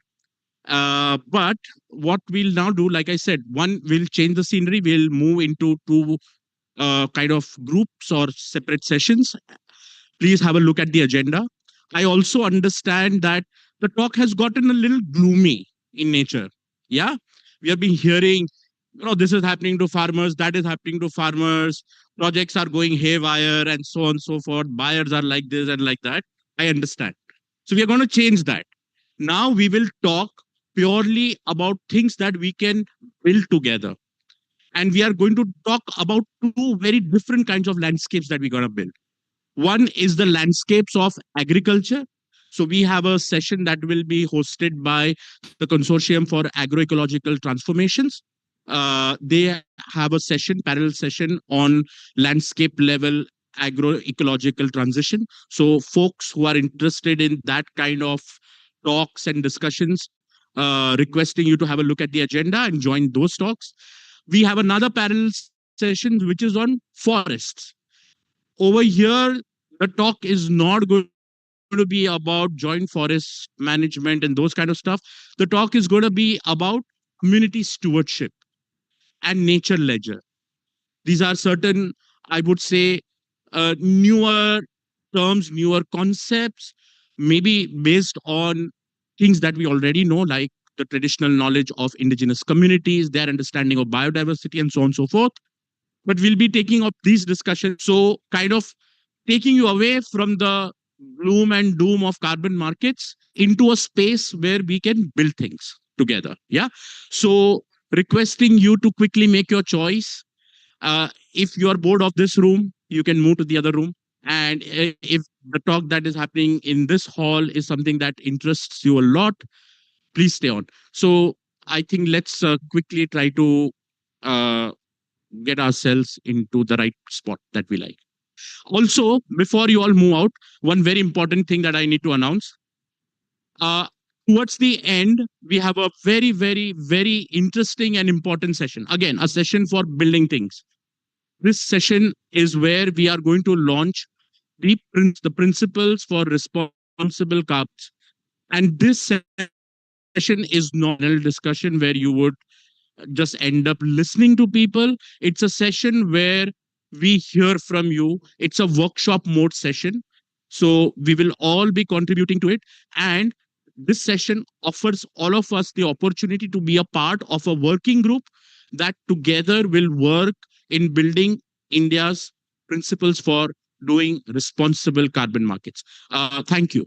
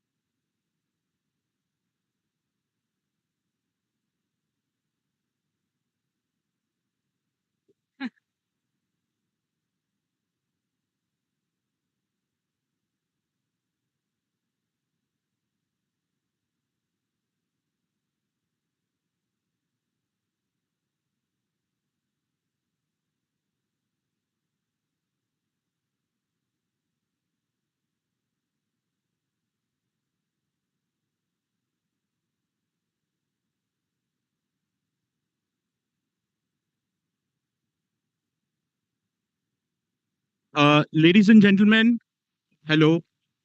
Can we just quickly settle down? We begin with the session because we are a bit delayed, and let's not create further delays. So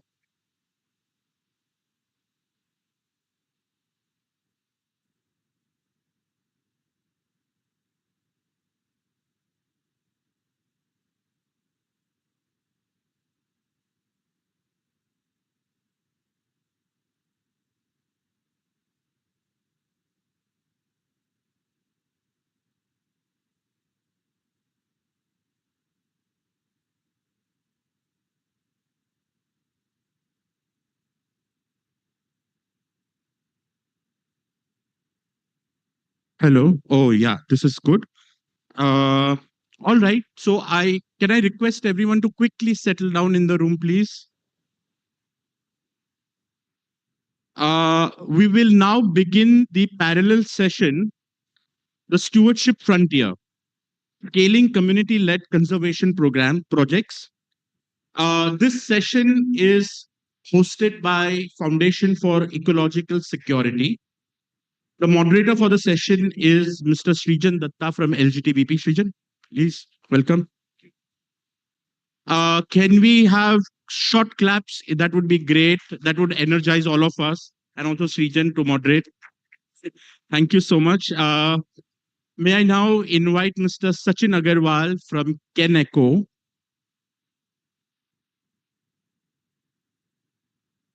Thank you, Sachin. May I request Dr. Sanjeev Sarangi from Indian Grameen Services, please? I think we are a smaller group, requesting if everyone can move in closer. That way the speakers might able to see you better and would be able to respond and be more interactive with you. So a request, if we can all move a little closer, that would be great. Thank you. Now moving on, may I please request Swapna Sarangi ji, please, from FES.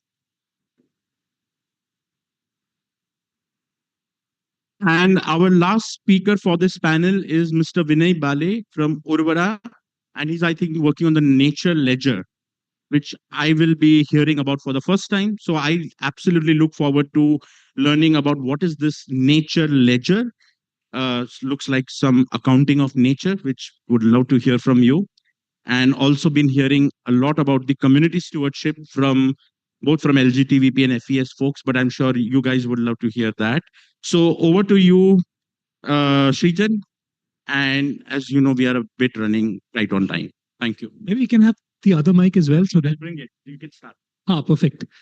Great. Good afternoon, everyone. We'll try to make the session very interesting for you, and hopefully we can overcome this post-lunch lull. So, unlike a lot of conversations we had this morning, we will try to keep it less about carbon.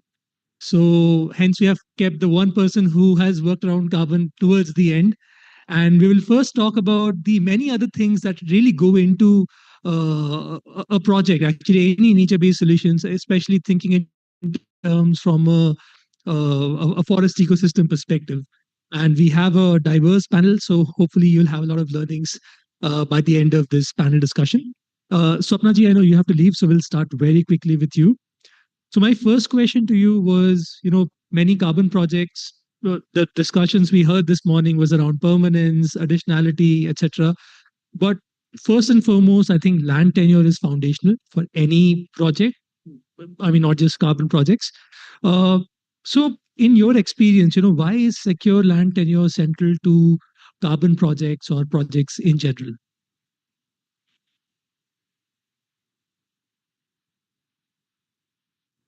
Yeah, good afternoon. And I think the question is pretty simple in a way, but very complicated to take it to the ground. Why land tenure is essential? Because that's the basic identity. I think the previous speaker to me was talking about where either it is individual farmer or is it if it is a community as a whole, if they are the ones who are eventually going to be one actor in this entire discussion on say carbon or whatever we were talking, what is their identity? How will they get that identity as a farmer or as a community?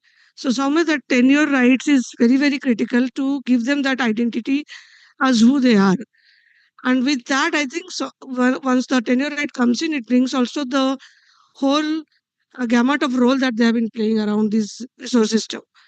Because when we give a community a title over a piece of a land using the provision of any act or Gram Panchayat Act or the Forest Right Act, that enables somewhere gives that recognition the kind of role that these communities are playing, the role of a caregiver, the role of a knowledge partner, the role of a steward of this entire resource system.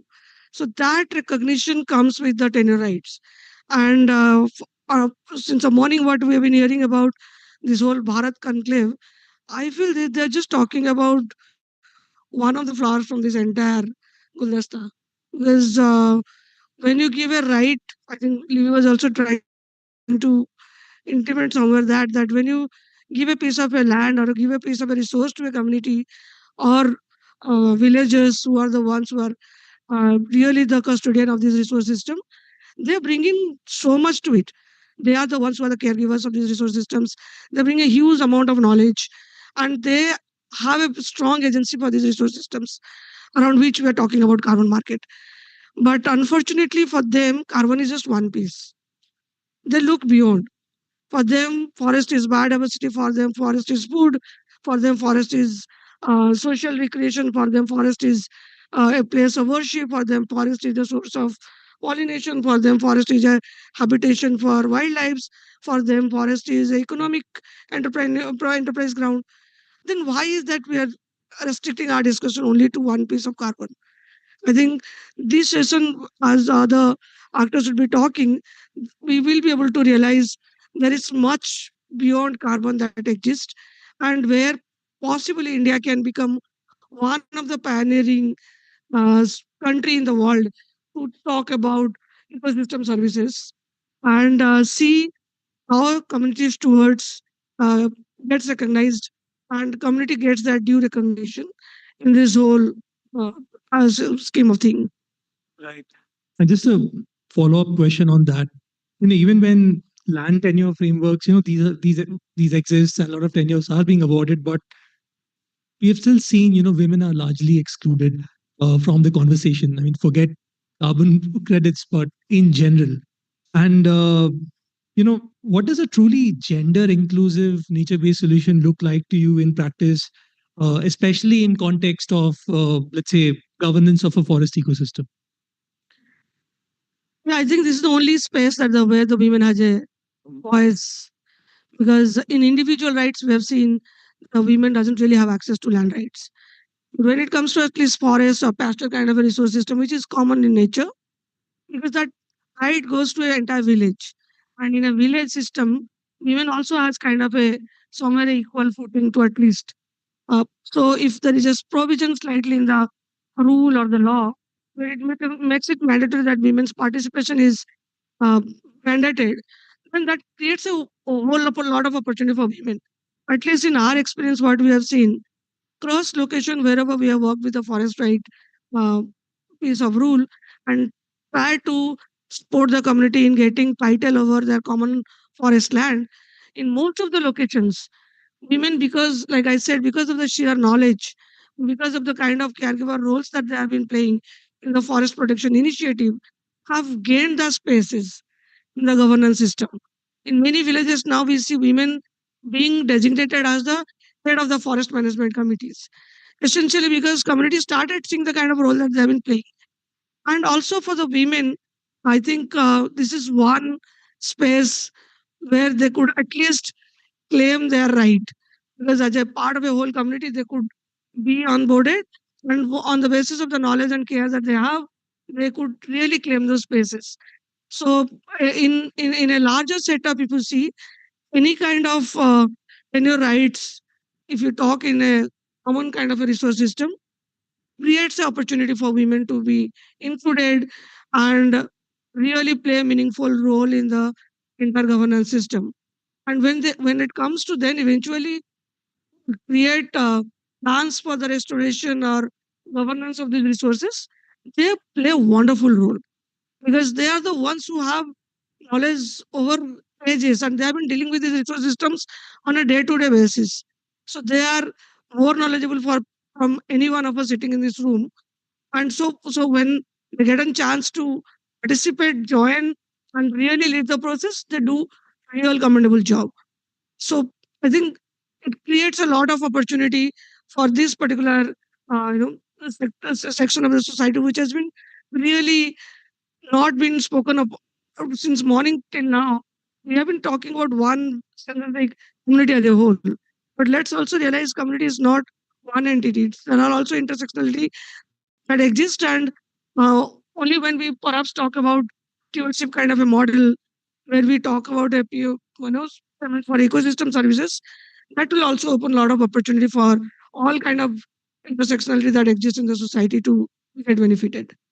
Yeah, absolutely. And I think I've been quite privileged to see the work actually happening on the ground, especially in Odisha, and to see, how women can really change landscapes, how they participate in, fire line management, for example, which led to fewer forest fires.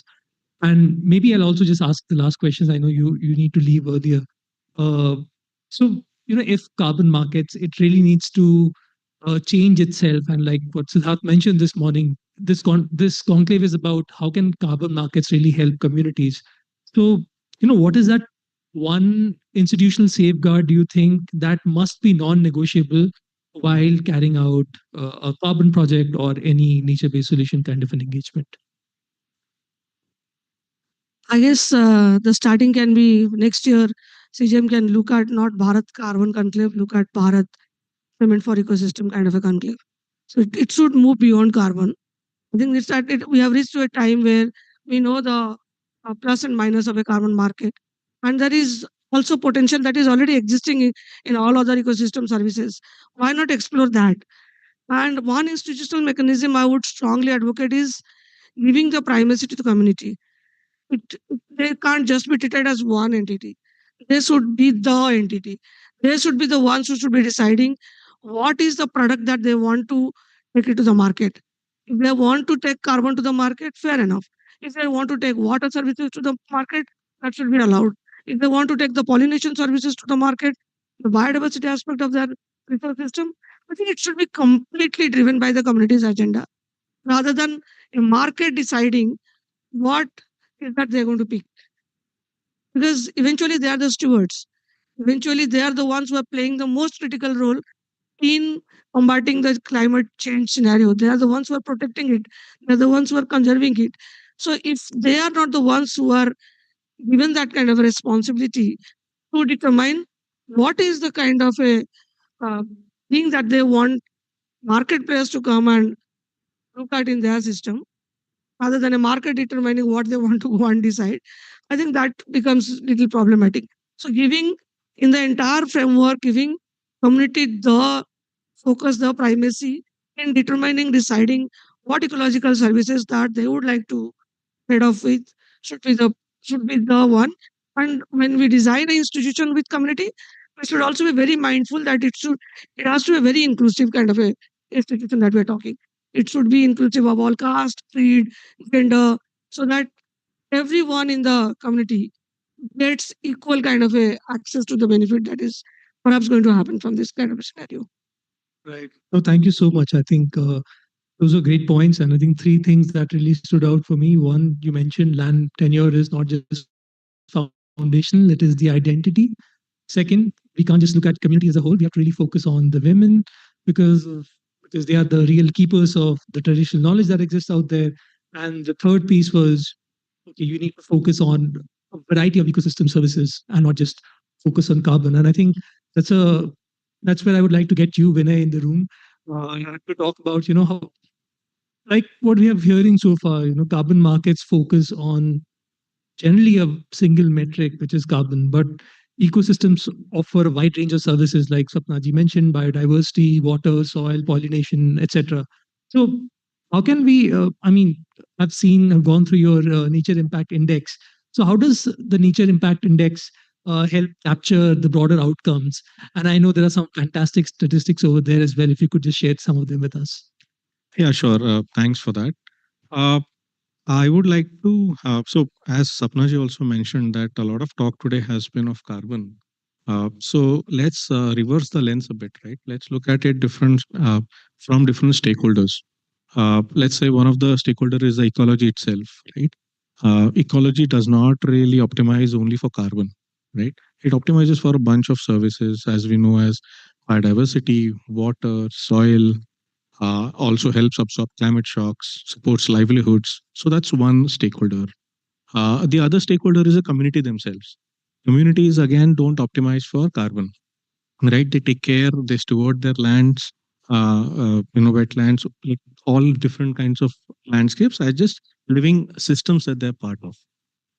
And the third stakeholder here is definitely the business or companies. Companies also uh, every company has an impact on nature. It depends on nature also. But again, and it consumes a ton of ecosystem services, not only carbon, right? It consumes water services, air services, a bunch of them.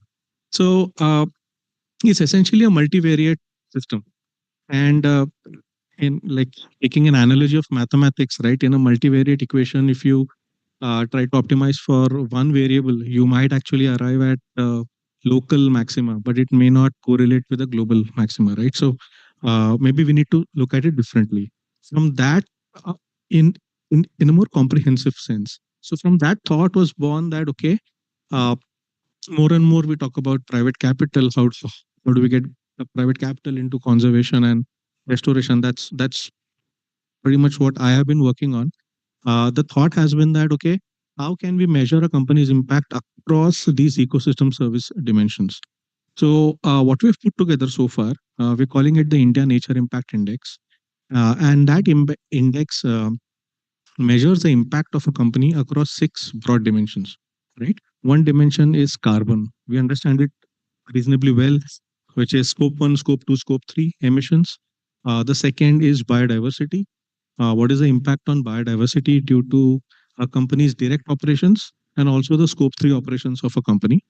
The third one being water. How much water is the company consuming? And also, where is the factory located or where are the assets of the company located? Are they located in a water stressed area? Right. So how do we treat that differently? The next is around pollution, like around e-waste, around plastic waste, around hazardous air pollutants. What is the impact on ecosystem services that those kind of outputs are giving?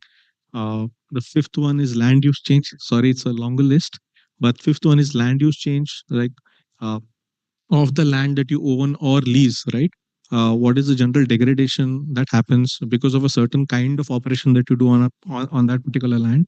And the last one is energy depletion, which is what is the percentage of non-renewable energy that a company uses, right? Which is that if you're using a fossil fuel today, there's an opportunity cost associated with our next generation not being able to use it.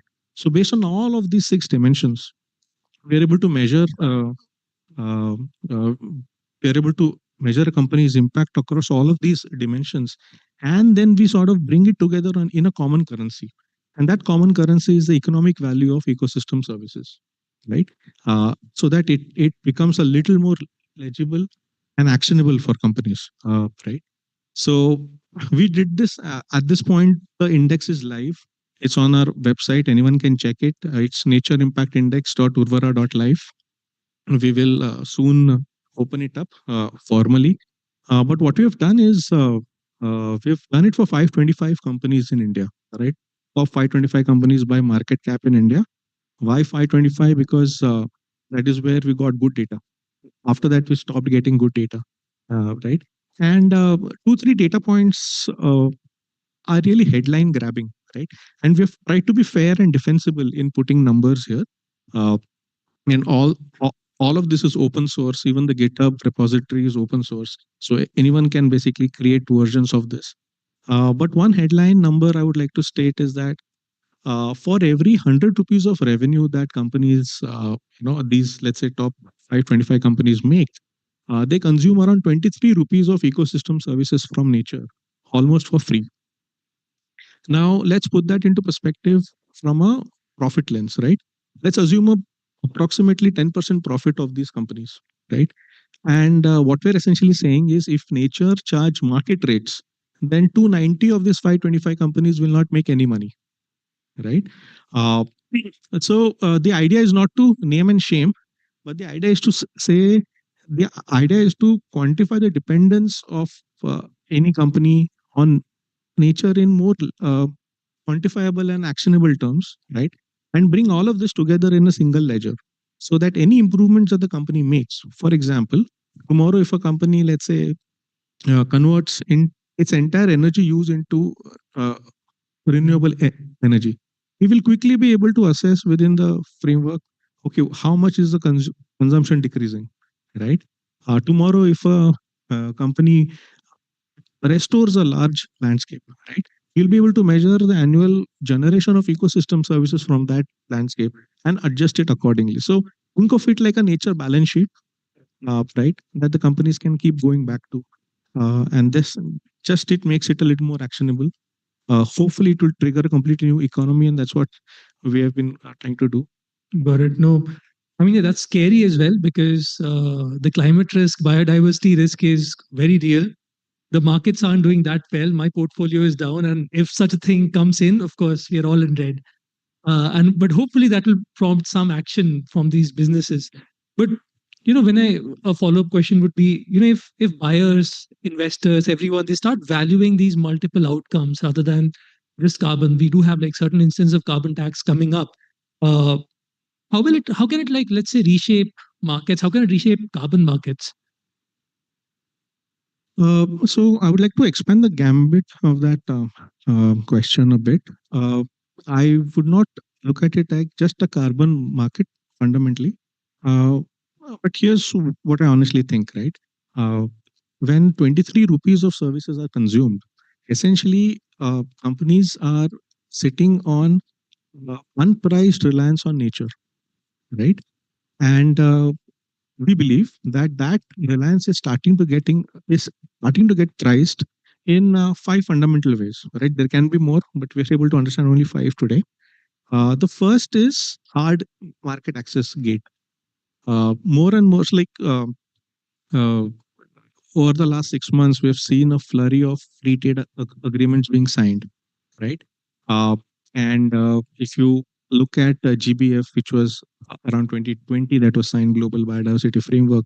From that day, it's almost like a hockey stick curve in terms of the different regulations, in terms of the voluntary disclosures that have been growing.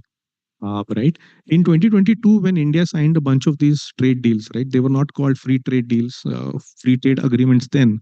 Sustainability or nature was just a customary mention on the side, right?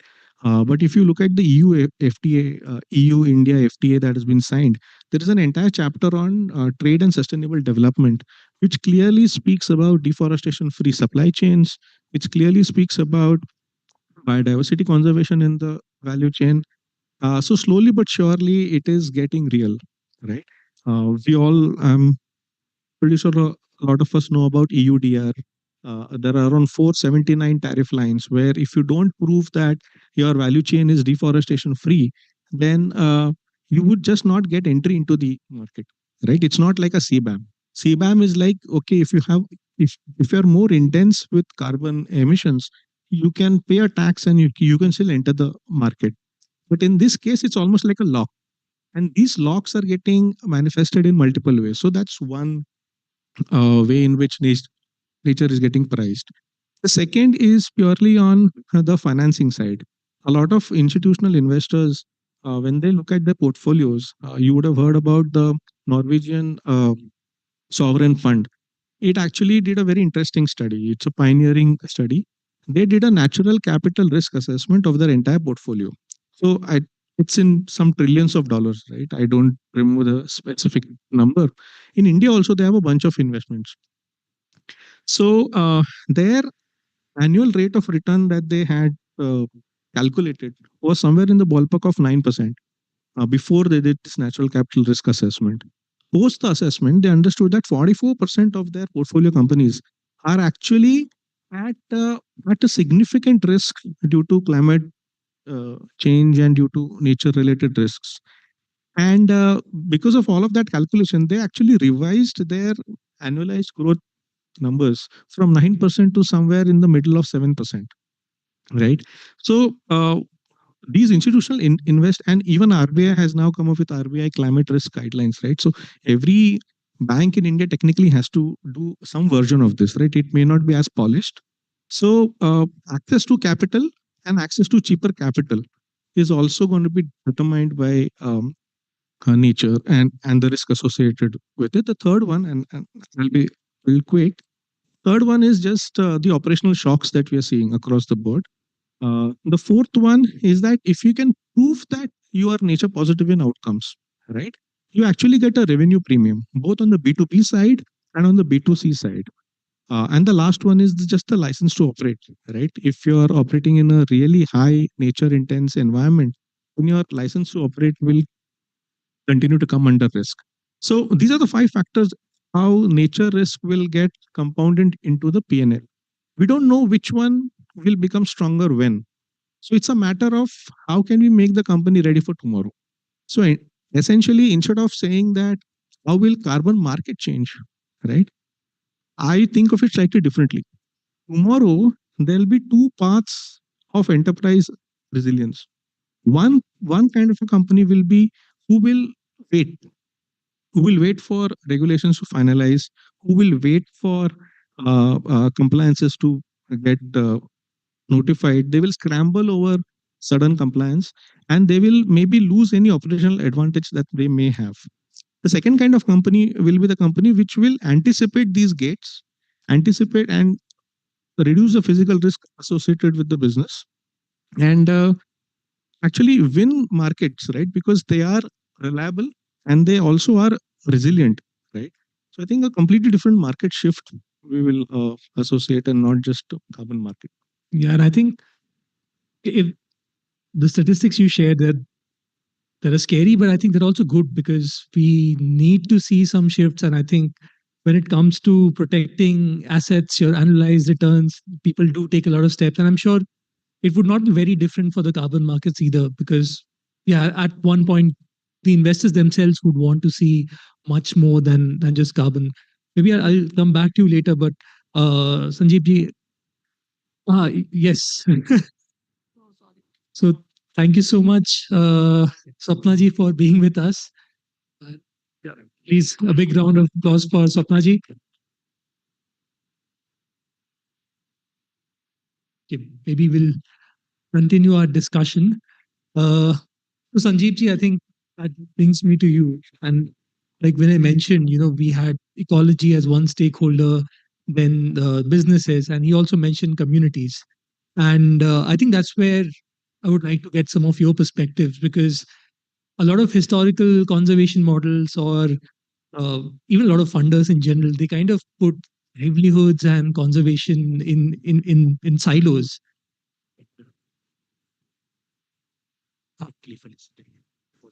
Yes. Just give us 1 second. If Swapna ji, if you could just have you near the stage so that Siddharth can felicitate you. Yeah.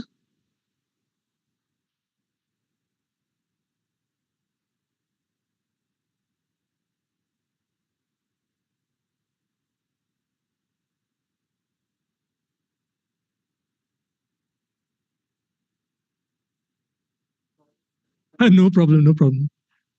Okay, thank you again, Swapna ji. Yes, Sanjeev ji, back to my question. So yeah, like I was mentioning, people are looking at livelihoods, conservation in different silos, but the work that you have been doing shows that conservation succeeds when communities also benefit. And so my question is, why is livelihood security such a critical ingredient for long-term conservation success? Thanks, Srijan. I must congratulate the organizers to put this session, very important session, within the Bharat Carbon Conclave. That looks like a very different from the whole market, technology, MRV and everything. We must see that the we say them beneficiaries. Even use the word that last mile. If you just flip the whole scenario, so can't the community who are actually the main stakeholders of the whole natural resources, be it water, forest, wetland, whatever, are not the first mile? So that अक्षर दिमाग में आता है कि why they are excluded from the whole scenario. So historically, conservation is seen and focused around the ecosystem protection. So they're restricting human use. But ideally, the community who are living in and around those landscapes. So unless we engage them, the ecosystem benefits, we say that co-benefits. So what does it mean? So unless they are deprived of their livelihoods because of the conservation mindset, this is the myopic thought about sin conservation. It's conservation of ecology as well as the community well-being who are depending upon the natural resources will go hand in hand. Unless we are taking care of their livelihood security, then what the people says, they resist the whole initiatives. We should actually take care of what Levy said in the last session about the trust and transparency. I will just add another T, that is the togetherness. Unless that synergy is built, because they are the primary stakeholders of the whole initiatives. Right. So that happens, for example, unless the community views the economic and social safeguarding is taking place. For example, the income from the ecotourism, income from the protection of the restoration initiatives, or jobs created through various other ways of the natural resources, then they see that it is not their cup of tea and they will not part of the process. That social movement needs the stewardship, because what Swapna said about the stewardship, and this topic is around the frontier. So we should see about once the livelihood security is ensured on the ground, because they are depending upon those natural resources, then they will be part of this scene. So they will see them that they are not excluded from the whole scenario, and it is not externally imposed, and they will taking care with a lot of responsibilities. So that's why there are several examples actually we have tried and tested on the ground. So that help build that the trust deficit always either damaging the whole carbon market, unless we have brought together with the community into their action through their livelihood security. So once you secure their livelihoods, they will be the frontier of the conservation. Right. And yeah, rightfully so. Which brings me to my second question. And this is actually, this was quite a surprising thing for me, because I had visited Mangla Jodi in 2021 in November end. So I was able to see a lot of birds. And while researching for this panel, I came across a document at IGS's website that showed that people who used to be there, that entire village was known as Village of Poachers. But through your work with them, you were able to turn so-called poachers to the stewards of that particular area, and now they are running a lot of experiential ecotourism, something that even I got to experience, and it was a wonderful experience for me. So if you could just, just to paint the picture, what you mentioned in a better manner, if you could just take us through that example, and how were you able to shift them from being poachers to stewards? Thanks. You went there, Mangla Jodi, in 2021. Actually, it's a story of complete transformation of human beings. And that transformation, not one day affairs. Somebody talked about the patience. It was the journey of more than 2 decades. It started in 1990s, and till now it is continuing those efforts and various phases of the transformation. Because Mangla Jodi is actually blessed with a fantastic wetland of 15 square kilometer, This is part of the northern zone of the Chilika Lake. So when we started, the people were termed as Chor village, Birappan Mangla Jodi. These are the terminology we used. We actually build their trust through dignity, through their identity, and used wisely their knowledge systems. People are talking about the indigenous knowledge systems. Once they force the birds, hunting the birds and collecting the eggs from the wetland and selling on the roadside dhabas. So it is because of their livelihood insecurity, they defended and started hunting. It was a lucrative income without having any investment. No one actually given the pathways how to sustain their livelihoods. So when we started, actually, we did a series of consultations with the communities and understanding the issues and how to actually reverse the situations. It was not so easy, but we succeeded while working with the community and all the stakeholders. It's not only the community, all the related stakeholders, starting from the forest department, Chilka Development Authority, revenue department, irrigation department, tourism department. And we introduced ecotourism because we saw it is a low hanging fruit because of these scenic wetland, migratory birds, more than 2 lakh migratory birds every year congregates during the winter, and the indigenous fisher communities. Those are the low hanging fruits, and we saw that it's a product for the local community to sell without having any external interventions. We initiated the ecotourism as a tool towards sustainability of the ecosystem, towards sustainability of their livelihood and well-being. So when we started, we did a lot of effort, and the learning is very powerful. One is the community, we put them as a center of the whole initiative. That is first one. That is we felt and believes community remains the first stakeholder. Second learning is the economic incentives.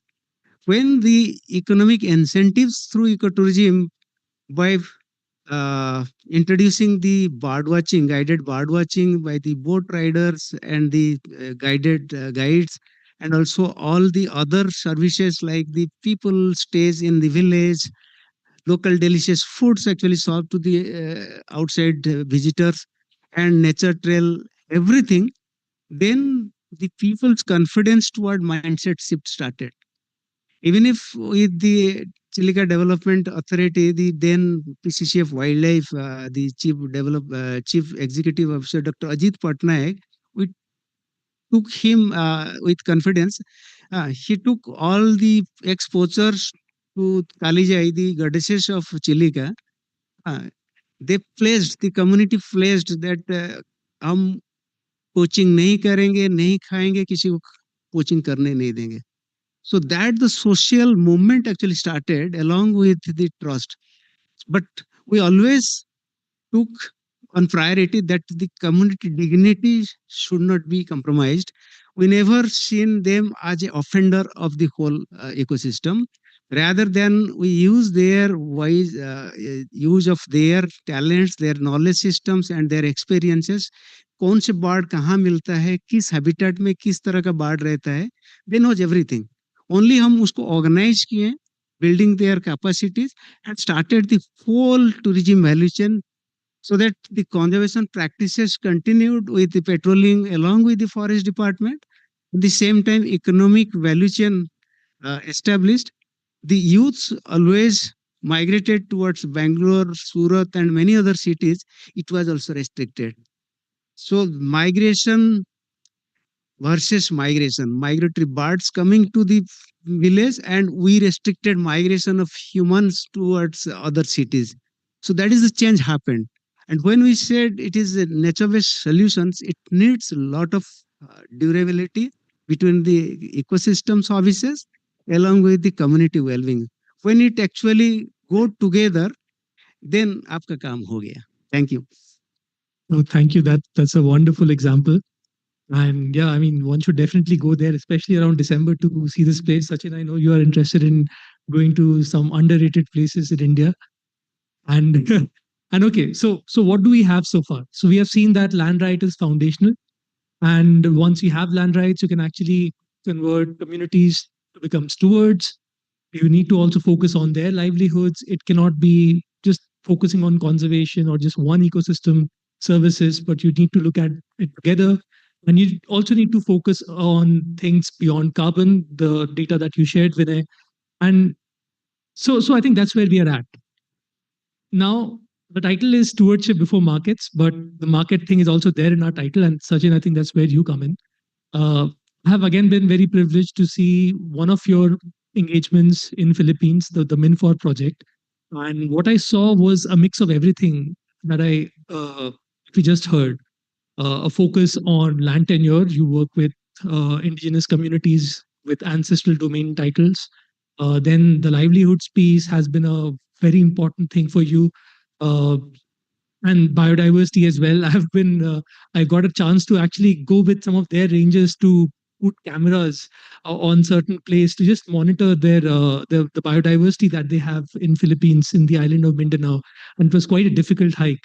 But anyways, my point for saying all this was, as a project developer, why is it essential to integrate everything, and why not just do carbon, make money, and go away? So yes.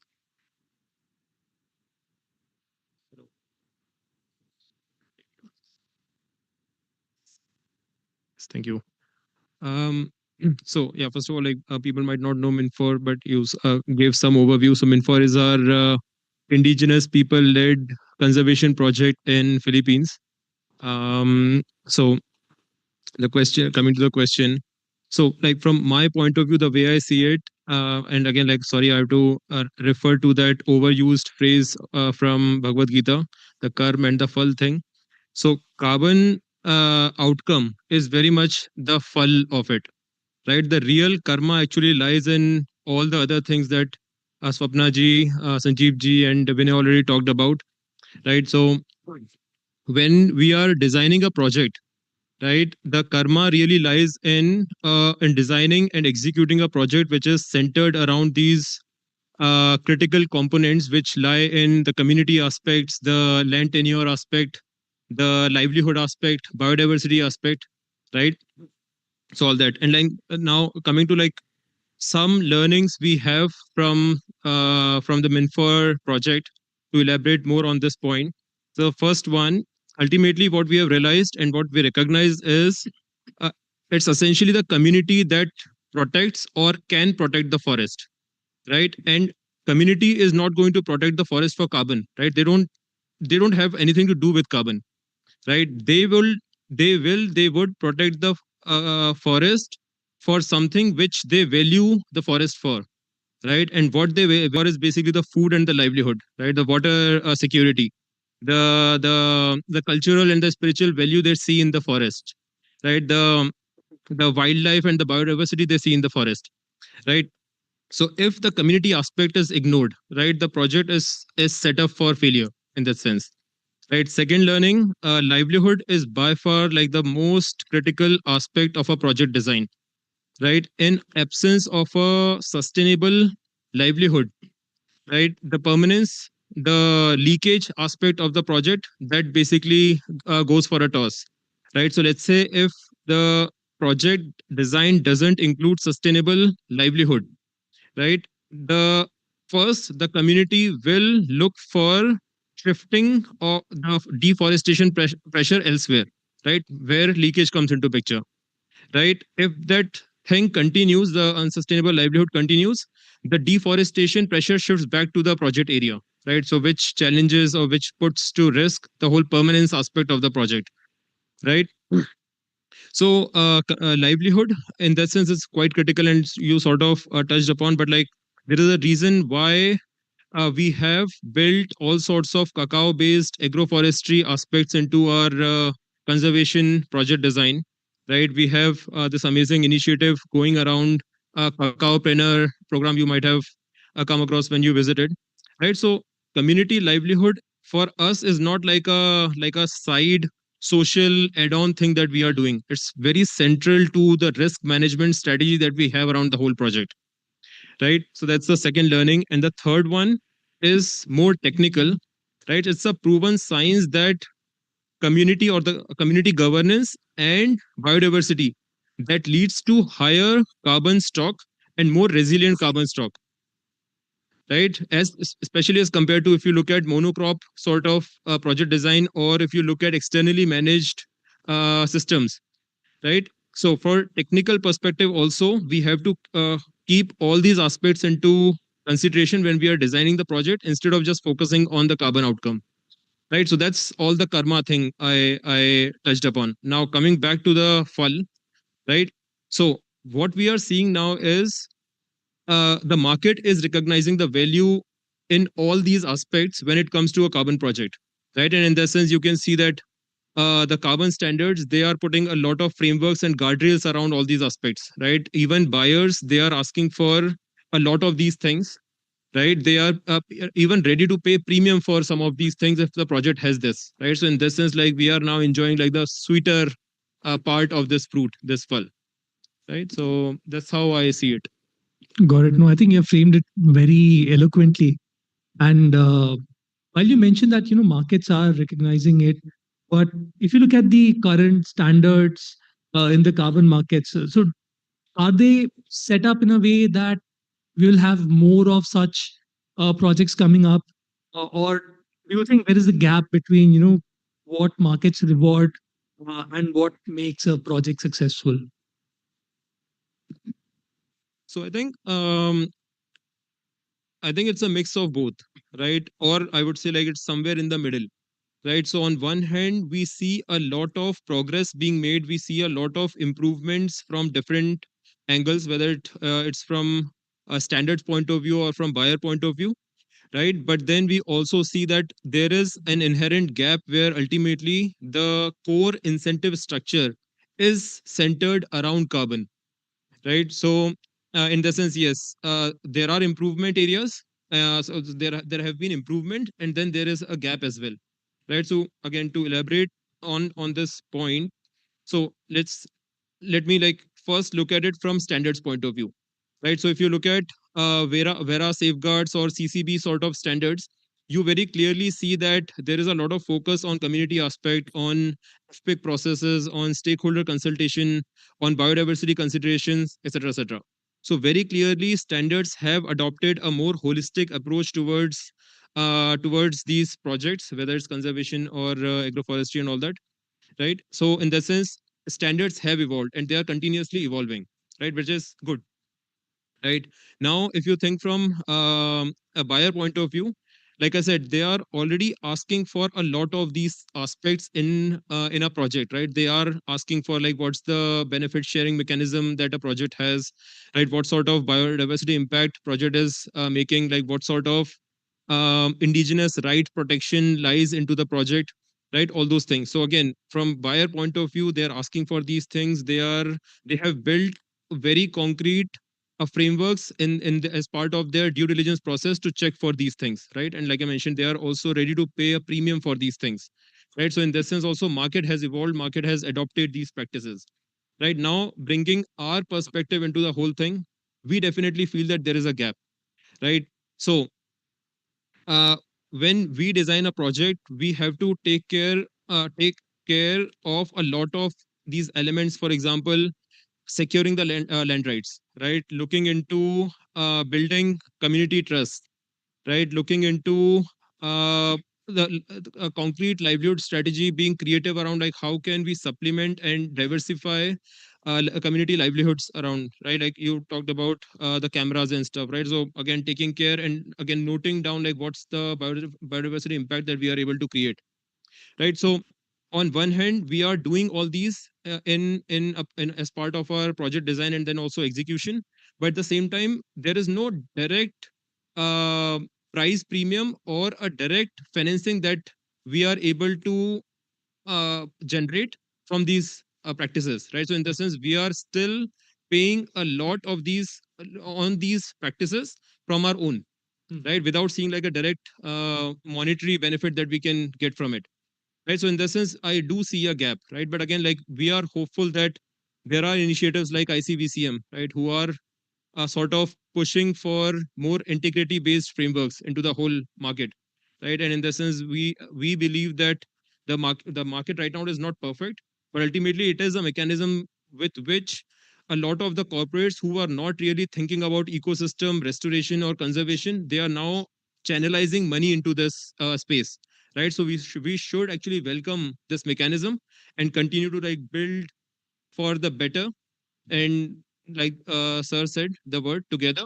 So we should come together and build this mechanism instead of just saying that okay, there can be some other mechanism, and just like just moving from one mechanism to another. Right. No, I think I also hope there is a shift towards that, because we need to recognize the effort that goes in. And like you mentioned, the the karma is something else. It's not carbon. It's just a financial mechanism that could, at the end of the day, sustain the kind of effort that is going in. And I'm also hopeful that we will see more such thing, more value towards biodiversity, gender equity, and some of the other ecosystem services out there. And maybe just a last question to all of you. So Vinay, I mean, does this conversation today give you hope? And do you think, in the next 10 years, you could see a shift towards more ecosystem services becoming valued and recognized?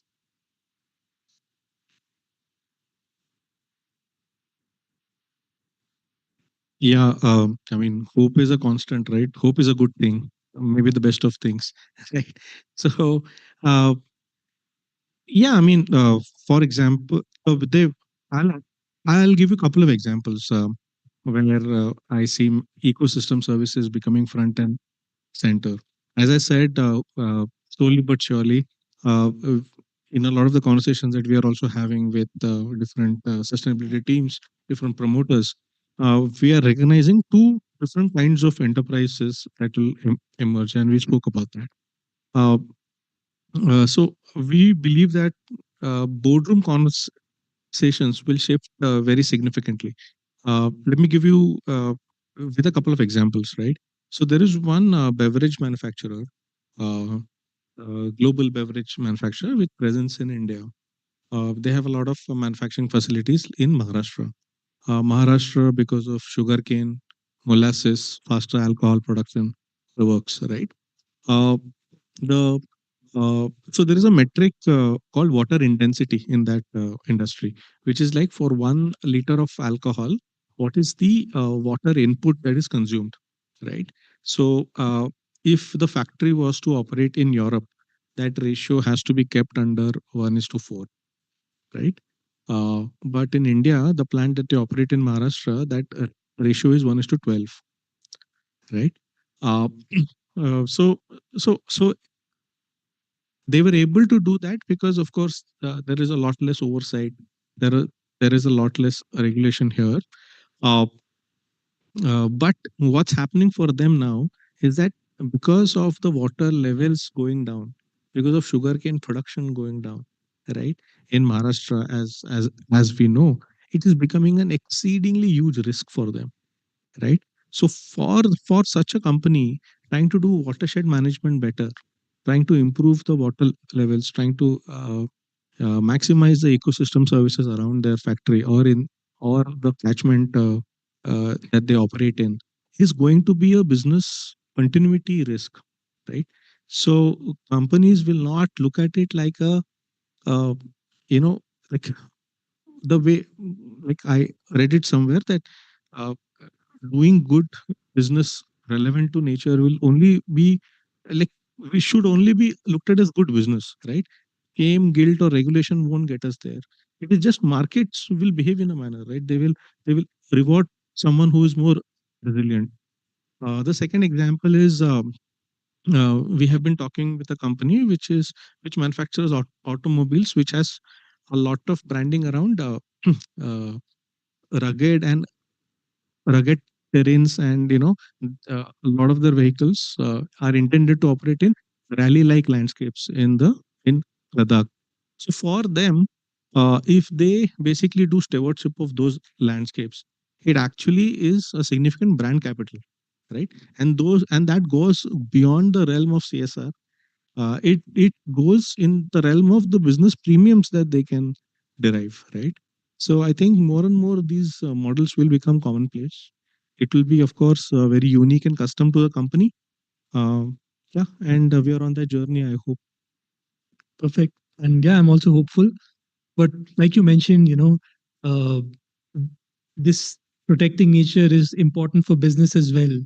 So maybe Sanjeev ji, since you mentioned that unless we work closely with communities, you really won't be able to protect these important ecosystems. So to help us understand, so if you could just share from your experience, working with communities, what is the most important signal that tells you that conservation will succeed in the long run, and companies can see the kind of benefits Vinay just spoke about?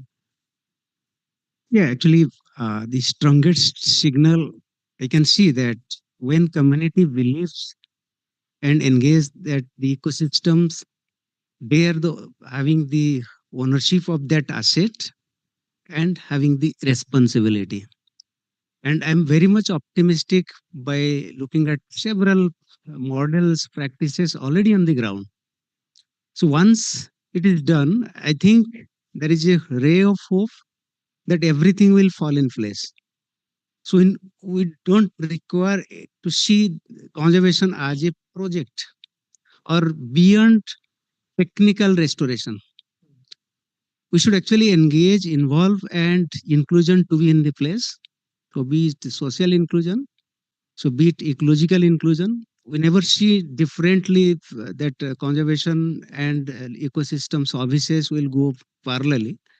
So once it is done, I think all the project developers and the agencies and the industry is actually trying to make sure that will happen. Many times I heard that the investor says that there is a risk, how to de-risk the scenario. So for me, actually, the community stewardship is the de-risking factor for the whole carbon value chain. So once with trust and dignity with delivery, it happens. Incentives, the mechanism, the benefit sharing mechanism you are talking about. So once it is done, definitely the result will be more stronger and self-reliance will be ensured. So I think we need to see from that lens. Thank you. Got it. No, I think that's a very important point because these are going to be long-term projects. So we really need to de-risk for the long term and put in place those systems. And my final question to you, Sachin, if you had to give one advice to project developers entering carbon markets today, what would it be to ensure that their projects truly support communities and ecosystems and not just focus on carbon? So I think a carbon project in general, or the project design in general, they start with methodology, baselines, carbon calculations, and all that. But I think on ground, project success very much depends on the people and the ecosystem, right? So starting from there and making that the center of the project design, I think that's what I say is like the only thing that matters and that needs to be focused on, right? I'll share an example here. So the Min4 project, again, the Red Plus project, which is a carbon project, carbon conservation project, Red Plus project, right? So we are doing that. Now we recently entered into a partnership with this amazing organization called Rimba Collective, right? And we are doing a project, again, a conservation project with them in Mindanao itself, in Philippines. And that project is not a carbon project, right? That's very much a payment for ecosystem services sort of project, right? And their indicators or the outcome, so as to say, is basically 50 plus, right? So even when we removed or like carbon is just one of the 50 indicators, so as to say, right?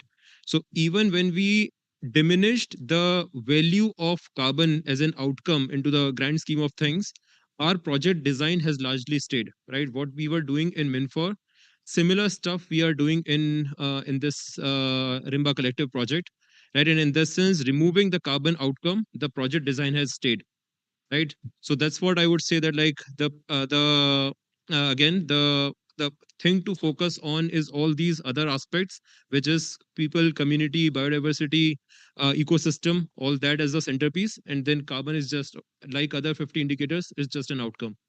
right? So that's what I would stress Got on. it. Yeah, I think that was the end of the questions, and totally agree. And I think Swapna ji would have also agreed to you that we really need to look beyond carbon.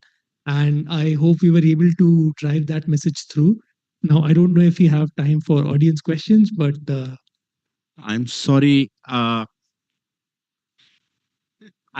really sorry. We won't be able to have audience questions.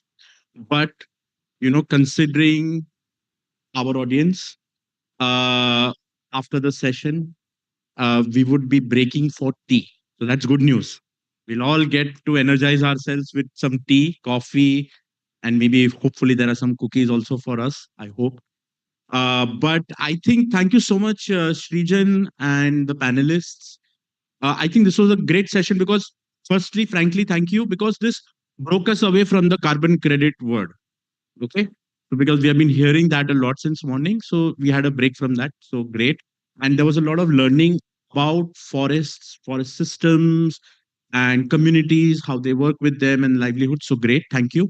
May I now invite Libby sir to please felicitate the moderator and the panelists. Thank you. Uh,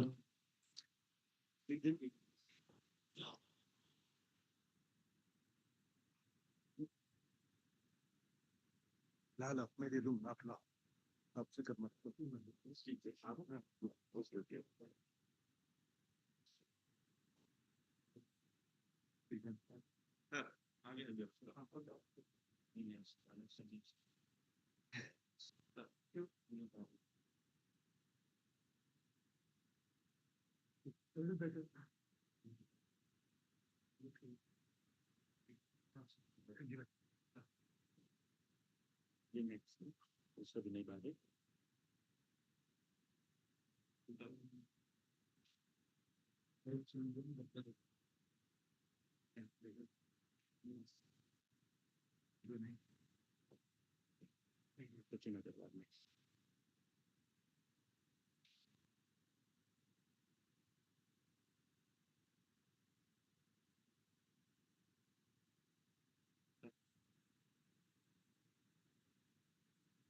Thank you so much, Libby sir. Thank you, everyone. We'll okay. There's a group photo also. Group photo. Group photo. Group photo. आप भाग जाओ उसके पहले. But I think while they take a group photo, I'll continue. We'll break for tea. The reason for the tea break is to energize because we'll now go for the launch of the principles for responsible carbon markets. And this launch is not going to be a monologue. This launch will not be a panel discussion. This launch is going to be a workshop with all of you taking your inputs into what you want to see as principles, not what CGM has built as principles. Because what CGM has started is only a draft document. And we want your feedback, your comments, because this is a living document. As we said, consent is continuous. These principles have to be continuously evolving. So thank you. We'll see you in tea over there. And there is some bit of a walkway to see other projects that are out there. And let's quickly socialize. I will check if we can bring the tea back into the hall so that we might start the next session earlier. Thank you.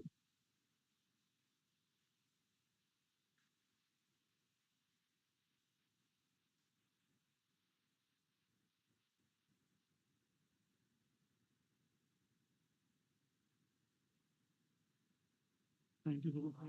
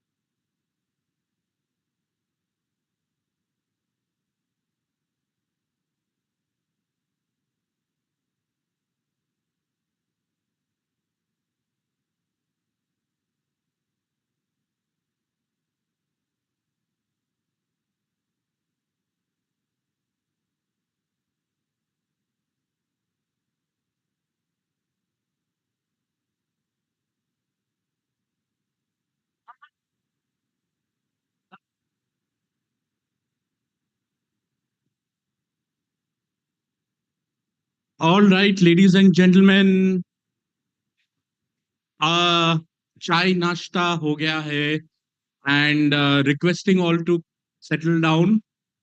Uh, I'm very thankful to all of you. I know it's been a very long day for everyone, and I again apologize. We are running not little, sorry, quite a lot behind our schedule. But I'm grateful to all of you for hanging on, being patient, being cooperative, and not beating us up. So thank you so much. This session, because we want to keep this energy alive that you have just received from the tea and the snack and everything. Hansika's team, Socrates, will be, I will not use the word moderating. They are facilitating this session for us. And Hansika has been very kind to say that she'll be facilitating in a way that, there is some bits of josh in all of us and we feel more participative, because I know you have been, just listening, sitting in your chairs. I know it's very difficult. But yeah, over to you, Hansika. Yeah.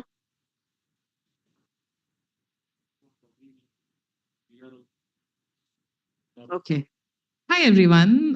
Thank you for staying back. We're running slightly like an hour and a half behind. So this is going to be like a panel shop. इसके बाद आप लोग ये format refer करेंगे, because we started with the idea of a workshop. Then we were like, there are amazing people in the room from whom we want to hear a little more in detail, because community principles are great, but they can be really abstract if not grounded in experience. So we're going to invite 3 panelists that we originally wanted to have, and I will use my moderator privileges, and I will shrink this format into, let's do a quick round of question and answer with these 3 panelists. We'll keep doing some fun polls with all of you, so please keep paying attention. And then we'll open it to a wider Q&A with all of us in the room. So with that, I would like to invite 3 of our panelists, if they are still here. Kavita, please, would you like to join us on the stage?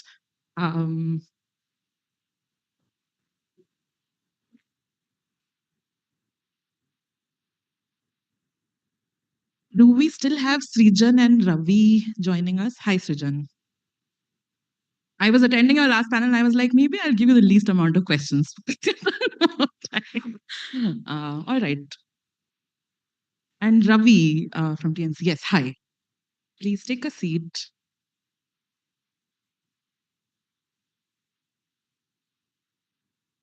So I know in the last panel we had like a panelist who had to leave at a certain time. In this session, your moderator has to leave at 6, so this will definitely end by then. So I'm going to jump right to the kind of deep end with a quick acknowledgement that we have these principles and they are a living document, right?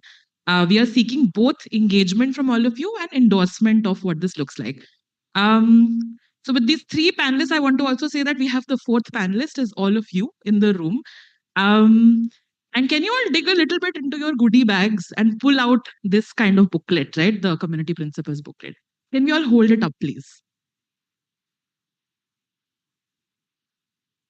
Great.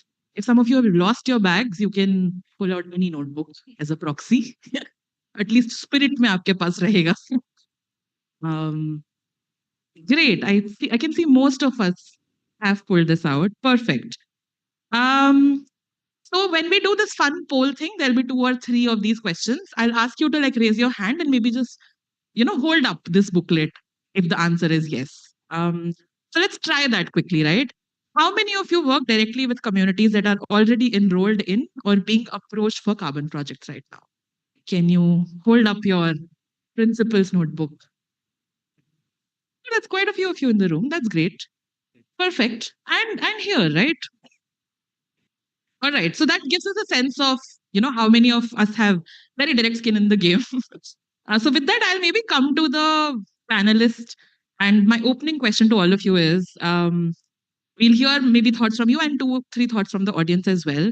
We have 33 principles in here, right? And They are very carefully constructed, and the document also says that it's a starting point for this conversation. Um, I had kept this question for the last, but I was like, the energy is low. Let's start provocative. So, can I ask you all to identify the principles you would push back the hardest on, and the one gap that you kind of don't see addressed in these principles? Can I start with you? So yeah, I've broadly gone through the document and seen there's 33 principles. Though ICVCM also has 10 principle, and we as TNC have bar of excellence and have around 10 odd principles. But this is kind of most exhaustive one because it considered everything and broke it down. It's divided into multiple categories. So yeah. Uh, as you said, which I push back maybe is, or which is currently not appearing properly, the grievance redressal mechanism. That is one of the thing which I've seen, which is critical because for most of the project, FPIC is a one-time thing, and it done, and then the project start. But then, if there are grievances, how community can actually, inform you about not just about the carbon, but about any other thing. So this is the one thing. Yeah. Thank you. Yeah, so despite the many of the indigenous community and especially the nature-based communities provides food security and the ecological services to the ecosystems, many a times in economic model they remain in the bottom of the pyramid. Yeah, and we must shift the needle from considering them as a recipient of the benefits. How do we enable them to really feel empowered to negotiate with the market players? So this is my pushback to the principles here.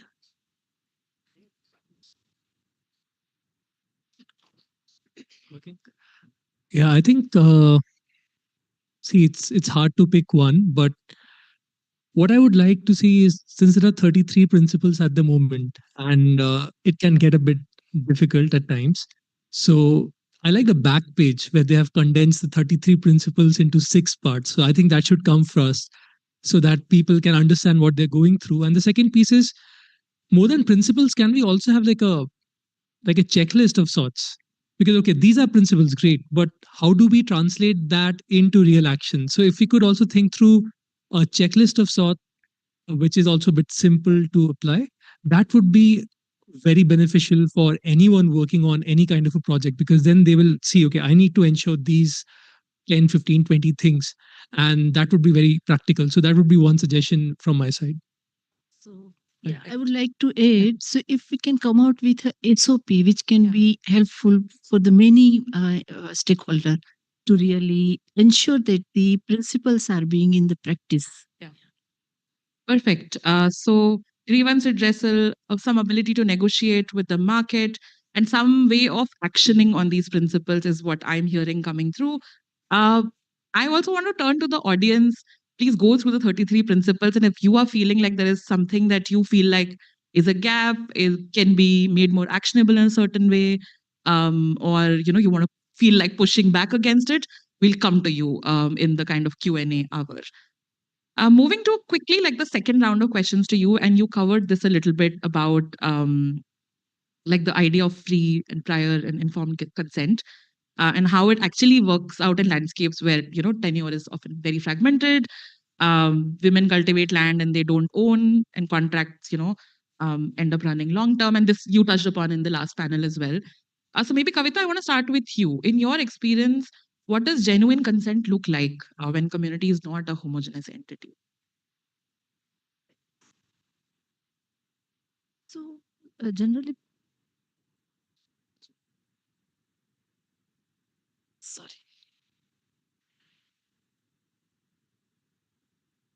Hello. Hello. Yeah. So normally we work with the pastoral communities, and they do have a embedded value of sharing the common resources, because most of the pastoral community depends on the common property resources.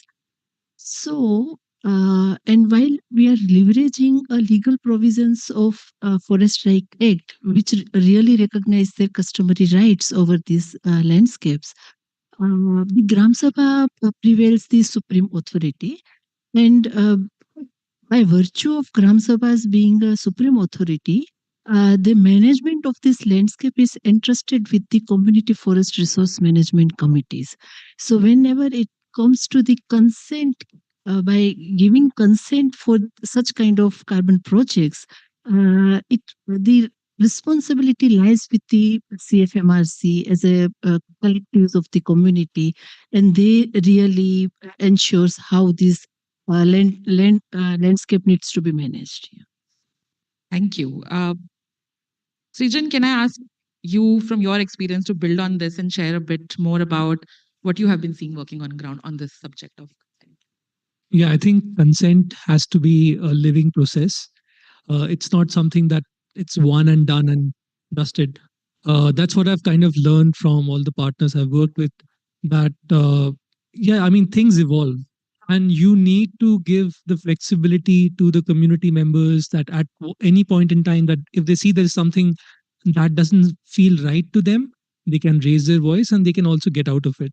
So I think that for me is very essential, and it can only happen when you have build the capabilities of these communities. Like she mentioned, community forest right management committees are there. Can we also train them?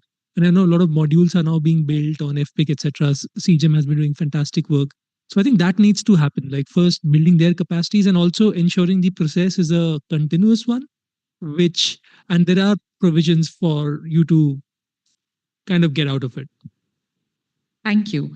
Ravi, if I can come to you quickly, can you speak a bit from your experience at TNC, which operates across jurisdictions globally?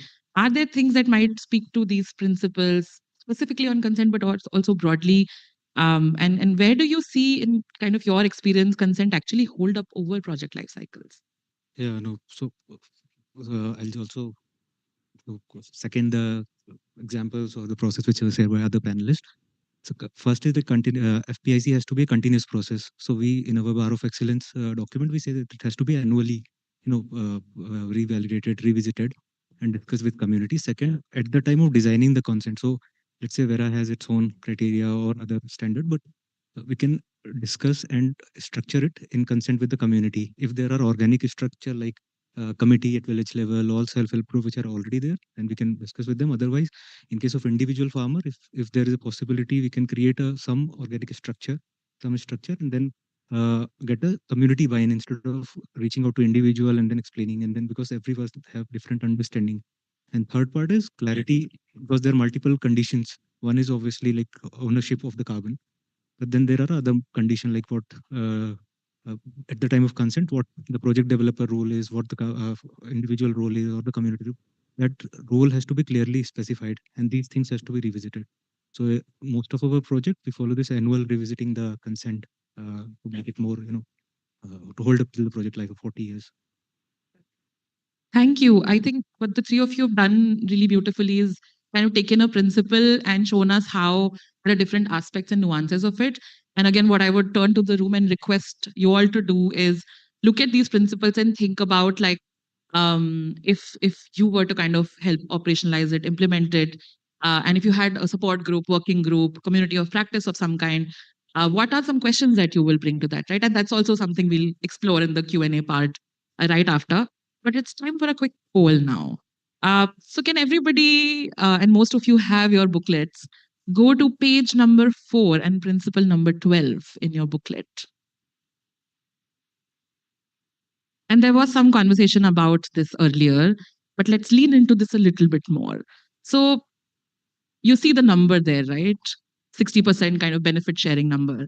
Can I see a quick hands up, round of hands, if you think 60% is the right floor to begin with for this particular principle? Not many hands. Page 4, principle 12. It's the right one, right? Can I read it out? At least 60% net carbon. Yeah, that's one of the questions we'll come to panelists. I don't know which one of you I'll pick up, but okay, but let's do the poll. No hands up? At least, okay, 1, 2, 3. Great, keep them up. Keep your hand up if you think it should be higher. And anybody who wants to join in can, okay, so I see that there's a lot of sentiments about this should be higher. Now, hands a little more up if you think the number itself is a wrong conversation. This should be a different conversation. No? Okay. 1, 2, perfect. 3. All right. So there, I've given you guys some material. What are your thoughts on this? I'm curious. And maybe one of you can pick up the kind of net, nuance there. So one is obviously 60% across all project might differ vary. So for any carbon project, when this estimation is done, initially it is based on the market rate of carbon price. So let's say for agri project, it may be $5. For a forestry project, it may be $20. So 60% varies significantly for community. Also, these projects have initial cost, which also vary significantly. So one is there. So in our principle also, we recommend minimum 70% is recommended, but it's not guaranteed. It's not a required condition. But yeah, on the net cost, passing 70%, so there can be, instead of percentage, it can be a mechanism, like, and it can be tagged like variable payment, or maybe you can hold up, you can pay, let's say, out of whatever percentage you decide, you can pay 13 at minimum cost, and then held up if the certain percentage of the credit is held up a higher cost, then it can be passed, so that the community get benefit of the higher carbon market. Because at this point of time, we, as we are saying, that carbon market might see a rise in next 20 years or 10 years, whatever, based on the gauge emission criteria. So community can also get benefited of that price rise. So this is the thing. Thank you. So at least 70%, and then depends on project. You go up and down and build that. So I'm not, sorry. So I'm not saying about any percentage as of now, means because it depends upon project to project and cost also. Right. But there has to be mechanism tied to the absolute number instead of percentage. Yeah. Context-based numbering, like number itself is a wrong. So in principle, is 60 to 70% share should be transferred to the community. That is acceptable norms in principle. But it's not about just the numbers, and we should really think of ensuring the transparency across the transactions, and then to ensure how these numbers look like. Beautiful. I would also like to challenge, what is this benefit that we're talking about? Or are we talking about other benefits that also come in? Because I was just having a conversation with someone, and see, at the end of the day, I think what the last panel also talked about, okay, there is the work that you're doing, and carbon is only a financial mechanism to fund it. That's all. It's not like you're doing this to it as well. But if, let's say, you're also putting in a lot of money up front, and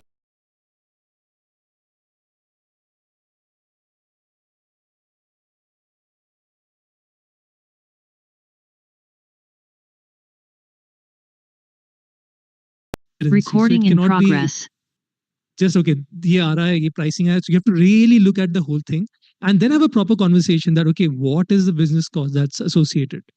And I think that's where, that net number that you also mentioned, it also becomes very important.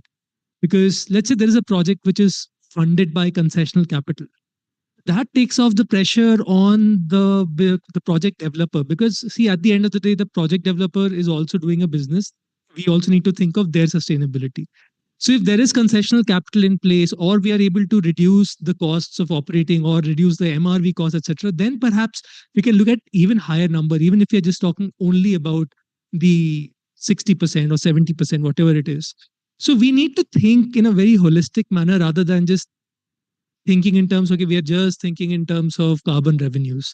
So that would be my submission. First, to look at the entire gamut of benefits, ensure that a majority go to them, and then also look into how do we reduce the transaction costs, maybe through concessional capital from philanthropy, or by thinking through new technologies to reduce those operating costs so that we can pass on even more to communities. Wonderful. That's quite well summarized. You want to respond to? Yeah.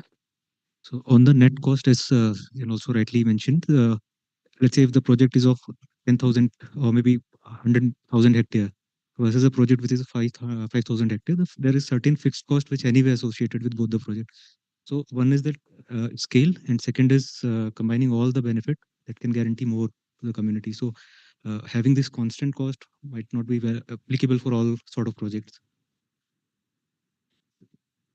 And adding to what Srijan has said, while we are deciding a pricing for the carbon, and if we can move just from capturing the carbon metrics, then how do we integrate the overall comprehensive ecosystem services into the mainstream framework, and then to decide what the percentage look like?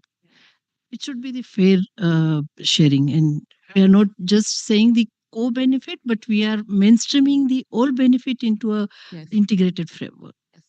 Perfect. I think you all have demonstrated how to kind of broaden these nuances around a principle.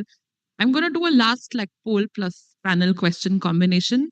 And this will be around a cluster that I found interesting around the kind of data part of it, right? So again, hold your booklets in your hands and raise it if you or your organization currently collect community data as part of any of your programs. Okay, that's quite a few, quite a few, quite a few. Keep it there, hold it there. Keep your hand up if the community themselves have ever asked to see that data. You can put it down if they haven't. Okay, that's interesting. Oh, we have a bunch of people where communities are asking to see that. That's quite encouraging.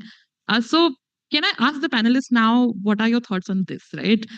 Current level of data awareness within communities, how are, and you touched a little bit of this, Kavita, but like how are Gram Sabhas and FPOs playing a role here? And also, if any of you can respond to the fact that there is like a tension between scientific grade MRV versus community data sovereignty, and what are your thoughts on that? Are you seeing any coexistence models?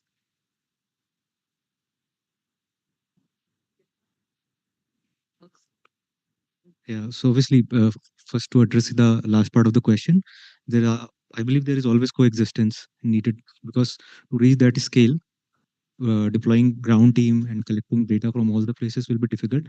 So I believe most of the projects anyway follows this ground truth plus digital MRV, but the calibration or the how much the digital MRV, because most of the project now say they are following MRV, but how accurate that is the more critical, and how comprehensive.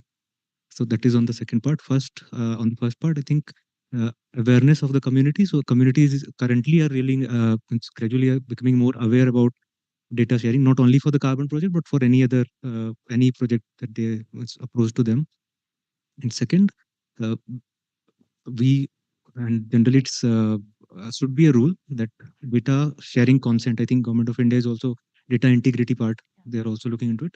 So data sharing consent has to be there. What kind of data will be shared by them, and for what purpose it will be used. That has to clearly established. And during initial discussion, when we discuss FPICs, all these things has to be clearly discussed. So there's one thing. Thank you. So, for Sejivan, let me explain our work philosophy, and then we'll see how carbon market fits into the entire work that we are doing. So, while we are working with pastoral community, and they rely on the diverse ecosystem for their grazing needs. And most of these ecosystems, open natural ecosystems, are facing a challenge of spread of invasive.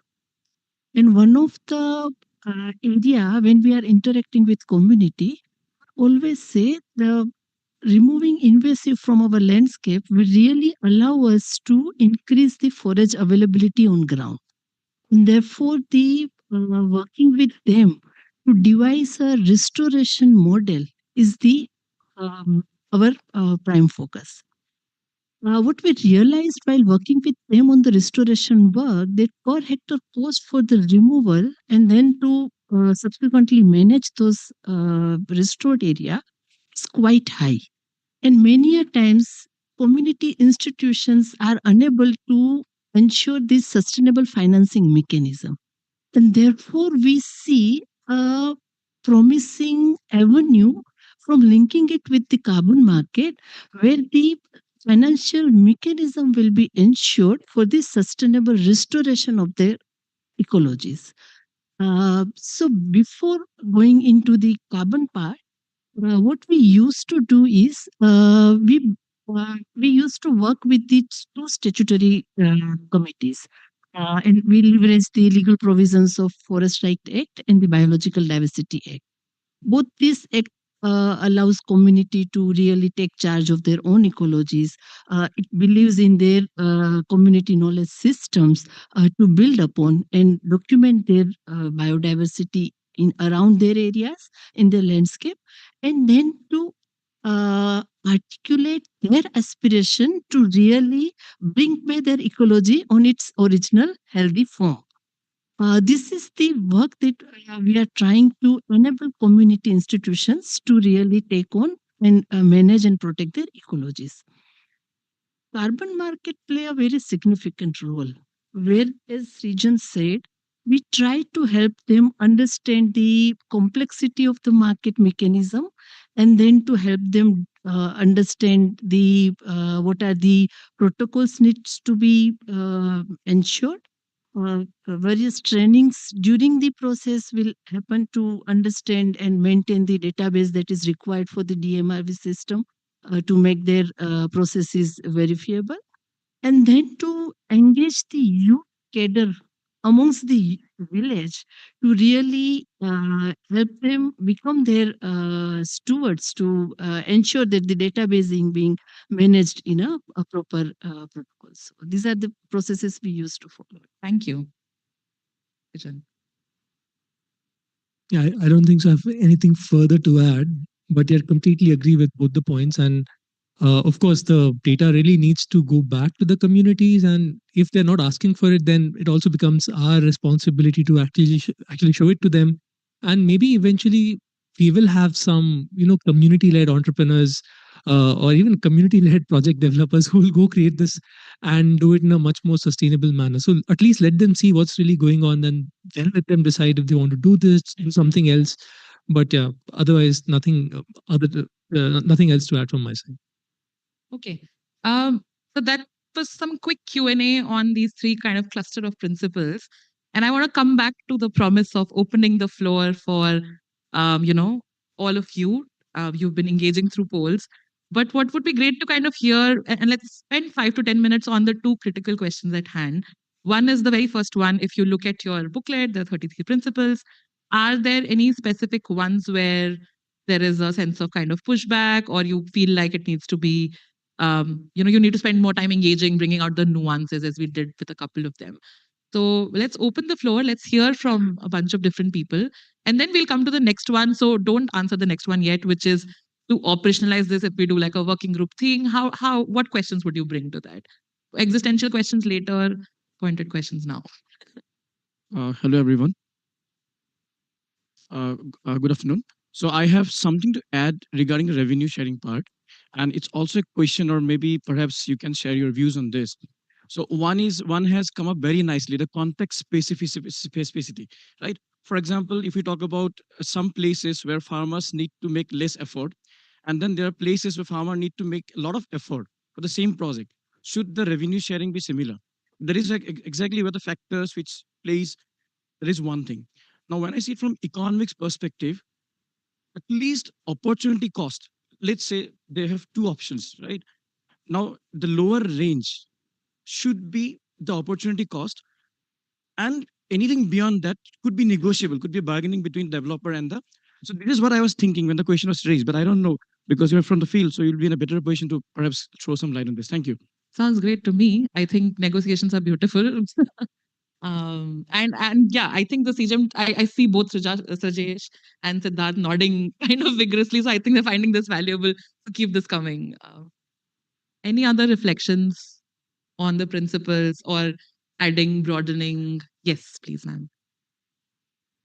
And also pose questions to our panelists, obviously. Goes without saying. So basically, I'm reflecting on 2 points. One, though it is categorized into 4, 5 larger head, but 33 principle is a long list. And it is making more complicated actually. If you see one something is saying by one principle, another is like a kind of mm, have some tension with the other principles. So it's making things very complicated to understand. So my point is like if we remembers Sunita ma'am was sharing, make it simpler. So that really need kind of a how we can make more simple and list should be shorter. Second point is we are still I mean this whole thing is basically coming from the carbon perspective, and in the today's discussion there's a lot of discussion happening and we need to reimagine. So one thing that I would like to bring here, that we are still thinking that market and farmers are equal plane. I mean, there we all understand it's a so much of power dynamics between community and the market. So how we can handle that power dynamics with these principles? It is basically we are not. I mean, we need a very strong reimagination here. So like we are talking about transparency, but this is I mean this can be done in a two equal partners. It can't be implemented like with the farmer community to the market. And third is like usually we understand market with supply demand, but this is not like a supply demand market. So and we are treating it from a very conventional understanding of supply demand. So this is a very curated, very regulated, very top down market is here. So how we can I mean, work on this. I really request that it need a very reimagination of this. Great points. Make it simple. Think of power differentials. If you have any thoughts later on how the team might do it, I'm sure CGM team will be all ears. We have the gentleman there, and there was a gentleman here. Oh, no. Hi, good evening, everyone. I am referring to the point number 10 of the principles. It is a question to the panels as well as question to CGM and all the participants here. I'm coming from agricultural background. Can you read it out, Rajat, if that's okay? Yeah, Just that's okay. for people who don't have Yeah, it. yeah, yeah. Is that right? Right to exit without disproportionate penalty? Yeah, That's the one? yeah, Okay. yeah. Go ahead with your question. Yeah. Okay. So the question is that you have written somewhere here that from protection from punitive financial penalties and exit without disproportionate penalty. I think farmers should never be penalized for anything. Their bread and butter is their entire work they are doing in their life. Our bread and butter does not depend upon what penalties are there. My request to the panelists would be, and to CGM and others would be, that let's not penalize farmers. There are ample number of cases in Supreme Courts and everywhere where all favors have been given to the farmers because their livelihood depends upon the work they are doing on the field. They might adapt to your practices, they might not adapt. It depends upon their livelihood, their priorities. This is one part of the So observation. if I hear you right, is your provocation instead of disproportionate, we say zero. Yeah, Right? it should be zero. Okay. And I would love to hear thoughts from our panelists on this. Yeah, Okay. and the second part of the question is from the point number 12, where you have identified 60% of the revenues or some percentage of the revenue goes to the farmer or community or some other part. Why don't we also look at people who are working to ensure that they get the carbon markets? So if there is an enabler, if there are 4 enablers, why don't we look at from this perspective that the enablers will get 10%? That creates a transparent structure, because as of now you are playing with 40%. Who gets what is still not clear, but you have cleared that community gets it. If I am getting that work done, I get the 40%. Right. But there are enablers with me. For example, if I'm working with CGM, with Socrates, or with any other organization, it should be clear and transparent when it comes to the price. Who gets what? Everything should be So and I think the fact 100% that- should be there rather than this. So your thoughts on both the points? Perfect. I think we discussed 12 and transparency came out quite strongly, but if you have anything to add, I'd love to hear. But I'm curious about the disproportionate versus zero on the previous one. Would you like to get us started, Ravi? Maybe on this minimum direct 60% part. So one is, as this is mentioned and someone also mentioned, net revenue. So one is fixed cost or all the cost, but let's say we are talking about revenue, but the cost part is not also not very clear. Some project developer may have built-in cost of time, of resources. Some just have the actual project implementation cost. Let's say if a tree plantation project, the cost of saplings and fertilizer, all those. So it also depend on that. Uh, so yeah, as you suggested, maximum after this deducting all the cost, time and resources of the stakeholders involved, maximum can be passed on to the beneficiaries or the partners who are the like farmers or community.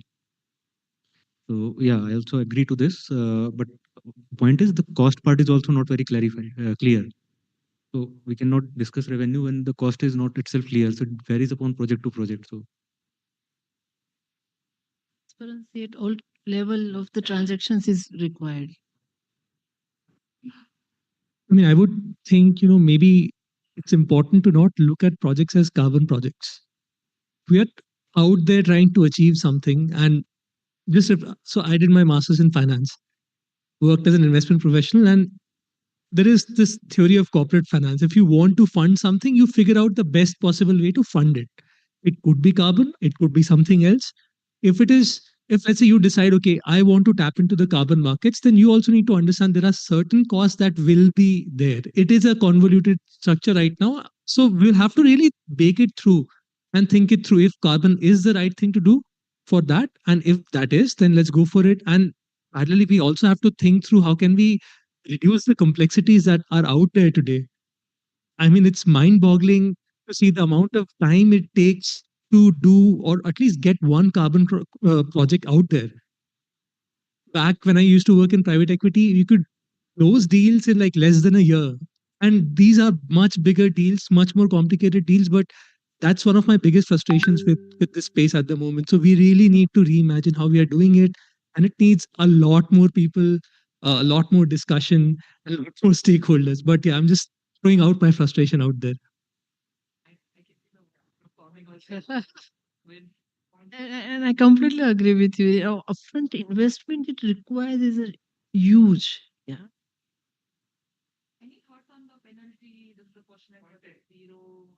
In principle, I completely agree with him. Yeah. So one has to look at the project to project, and it really depends on the project design. And but in principally, small farmers are in any way vulnerable to many risks. So adding one more risk doesn't make sense. So I completely resonate with you. so yeah. So I've also looked at some of the term sheet which investor actually do, and then they give this. So when they rank or they allocate, they say how you ensuring that. Let's say if you're working with 100,000 farmers for a let's say tree plantation project, if 20% of the farmer do harvesting, then how you ensure this risk. So for that, some project developer have this penalty clauses. But as you rightly said, ideally it has to be no financial penalty. It can be like, let's say if a model is there, like that farmer or that particular individual will receive X amount of credits. I'm talking just from the carbon credit perspective. Then from that particular point, when the harvesting is done, because of not due to any natural or other reason, then the future carbon credits cannot be passed on. So that is only the thing. But there should not be any financial penalty that I've seen. I'm not saying that it can be practiced, but I mean, I'm tempted to say ki I'm not an expert, so I'll stay out of it.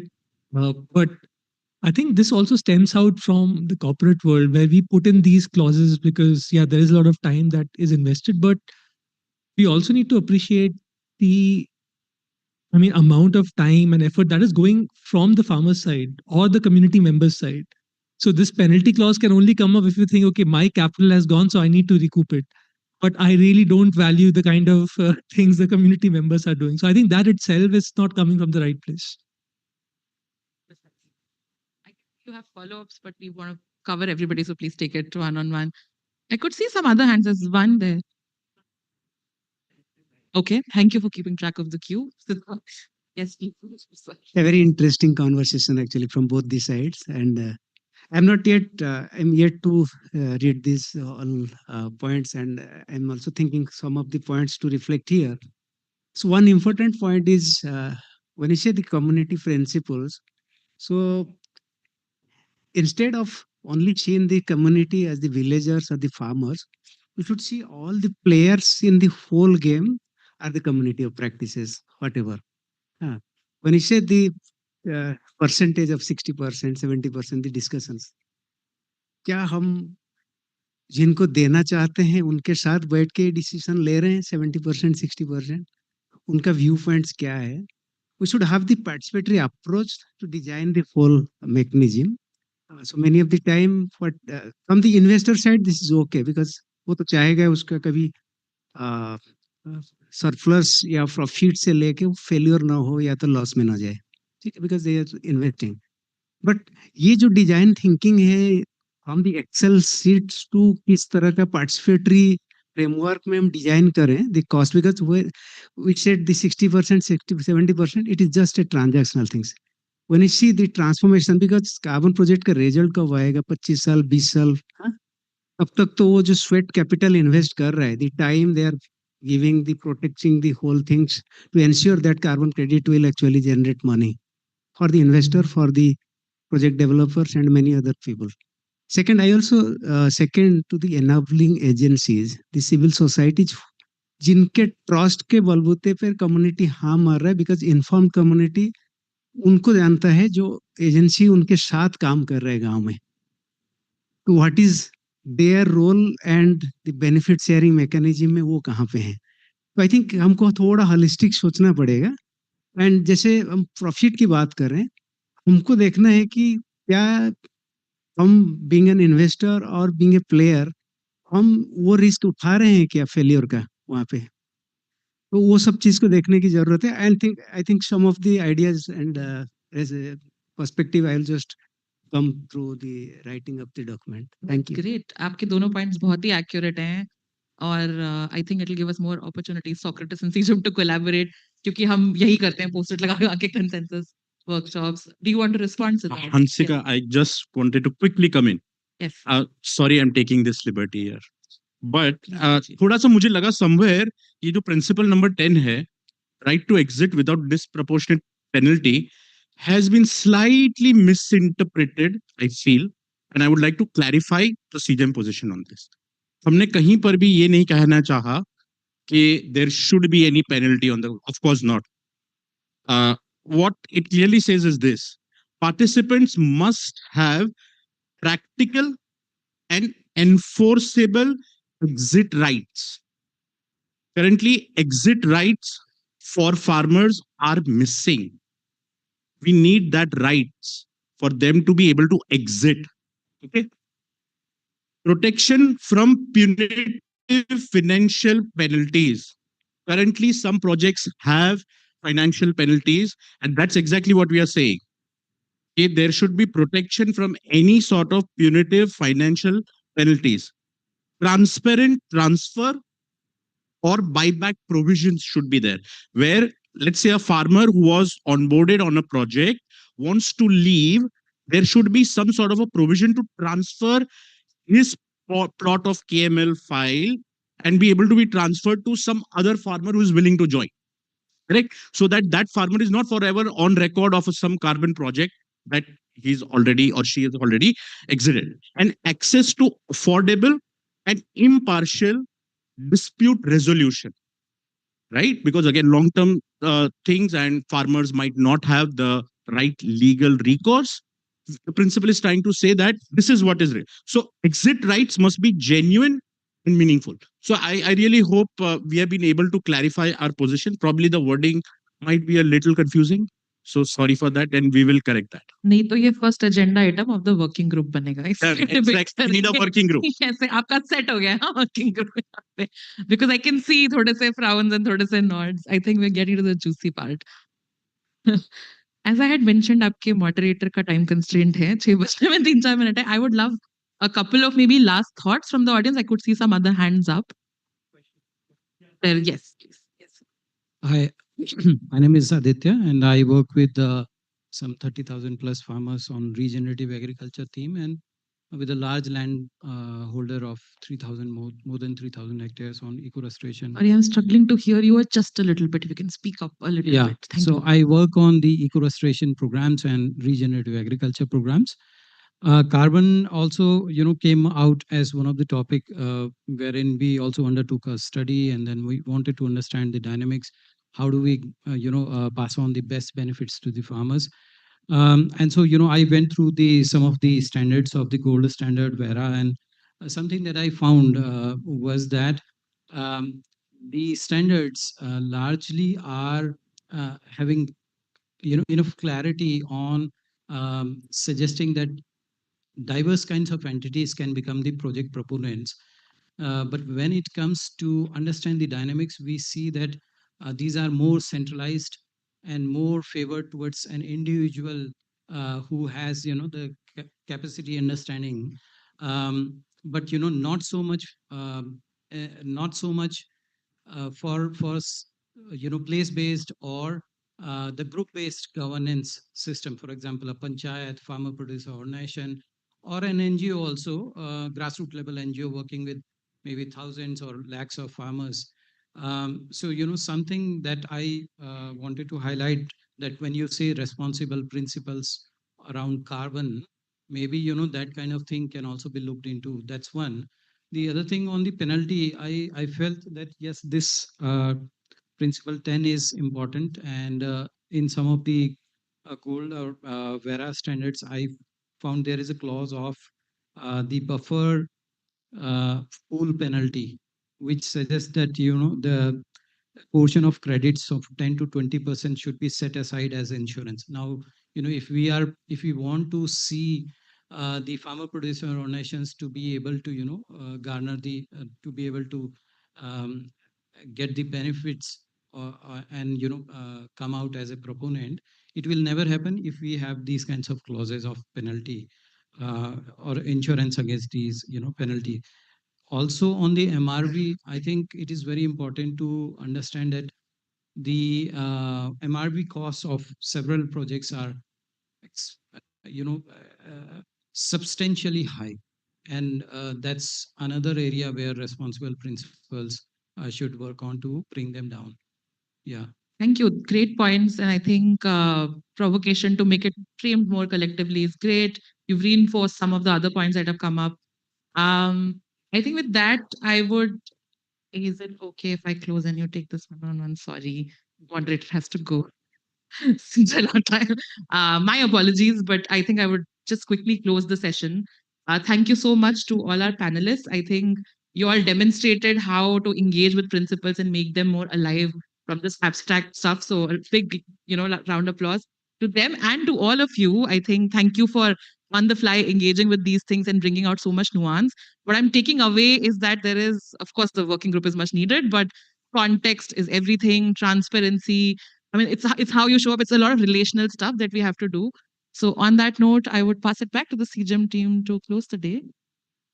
Thank you. Thank you, Hansika, for hosting this. And thank you, everyone in the audience, for being so patient, so active, and challenging the principles, somewhere supporting the principles.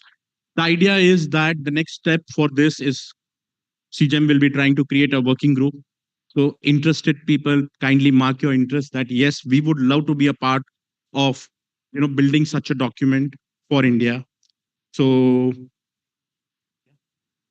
Just adding to it, because operationalization question has been asked. The whole idea behind principle is this is the pillars that the platform stand on. So market actors, NGOs, community organizations, only those who agree to this principles or endorse this principle in some ways will have access to the platform. So that is how we are trying to operationalize it in broad sense of it. So with that closing ceremony for today, I invite Mr. Vikram Kothari from Vibrant to please facilitate our moderator and our panelists. So we start with Hansika. Thank you so much, Hansika. आगे आ जाइए आपको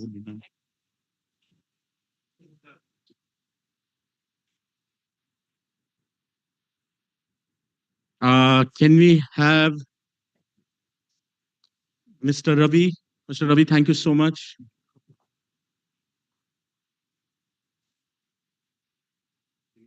A big round of applause, please. Thank you.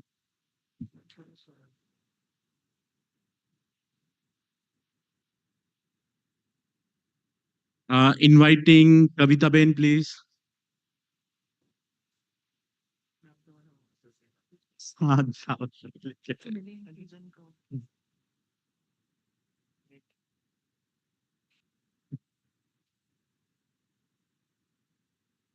And Srijan has been the winner of multiple trophies from CGEM. So thank you, Srijan, once again. आपका trophy तो आपके bag में ही है. Thank you, and we convene tomorrow morning. Wishing you all very good rest after such a long and a very hard-working day. And I'm quite sure the team is also a bit exhausted. But I think you all fill us up with energy. So thank you so much. Wishing you all a pleasant stay for all those who are out station, those who are getting home right now in Delhi. Reach home safe. See you tomorrow morning, 9:30. Thank you.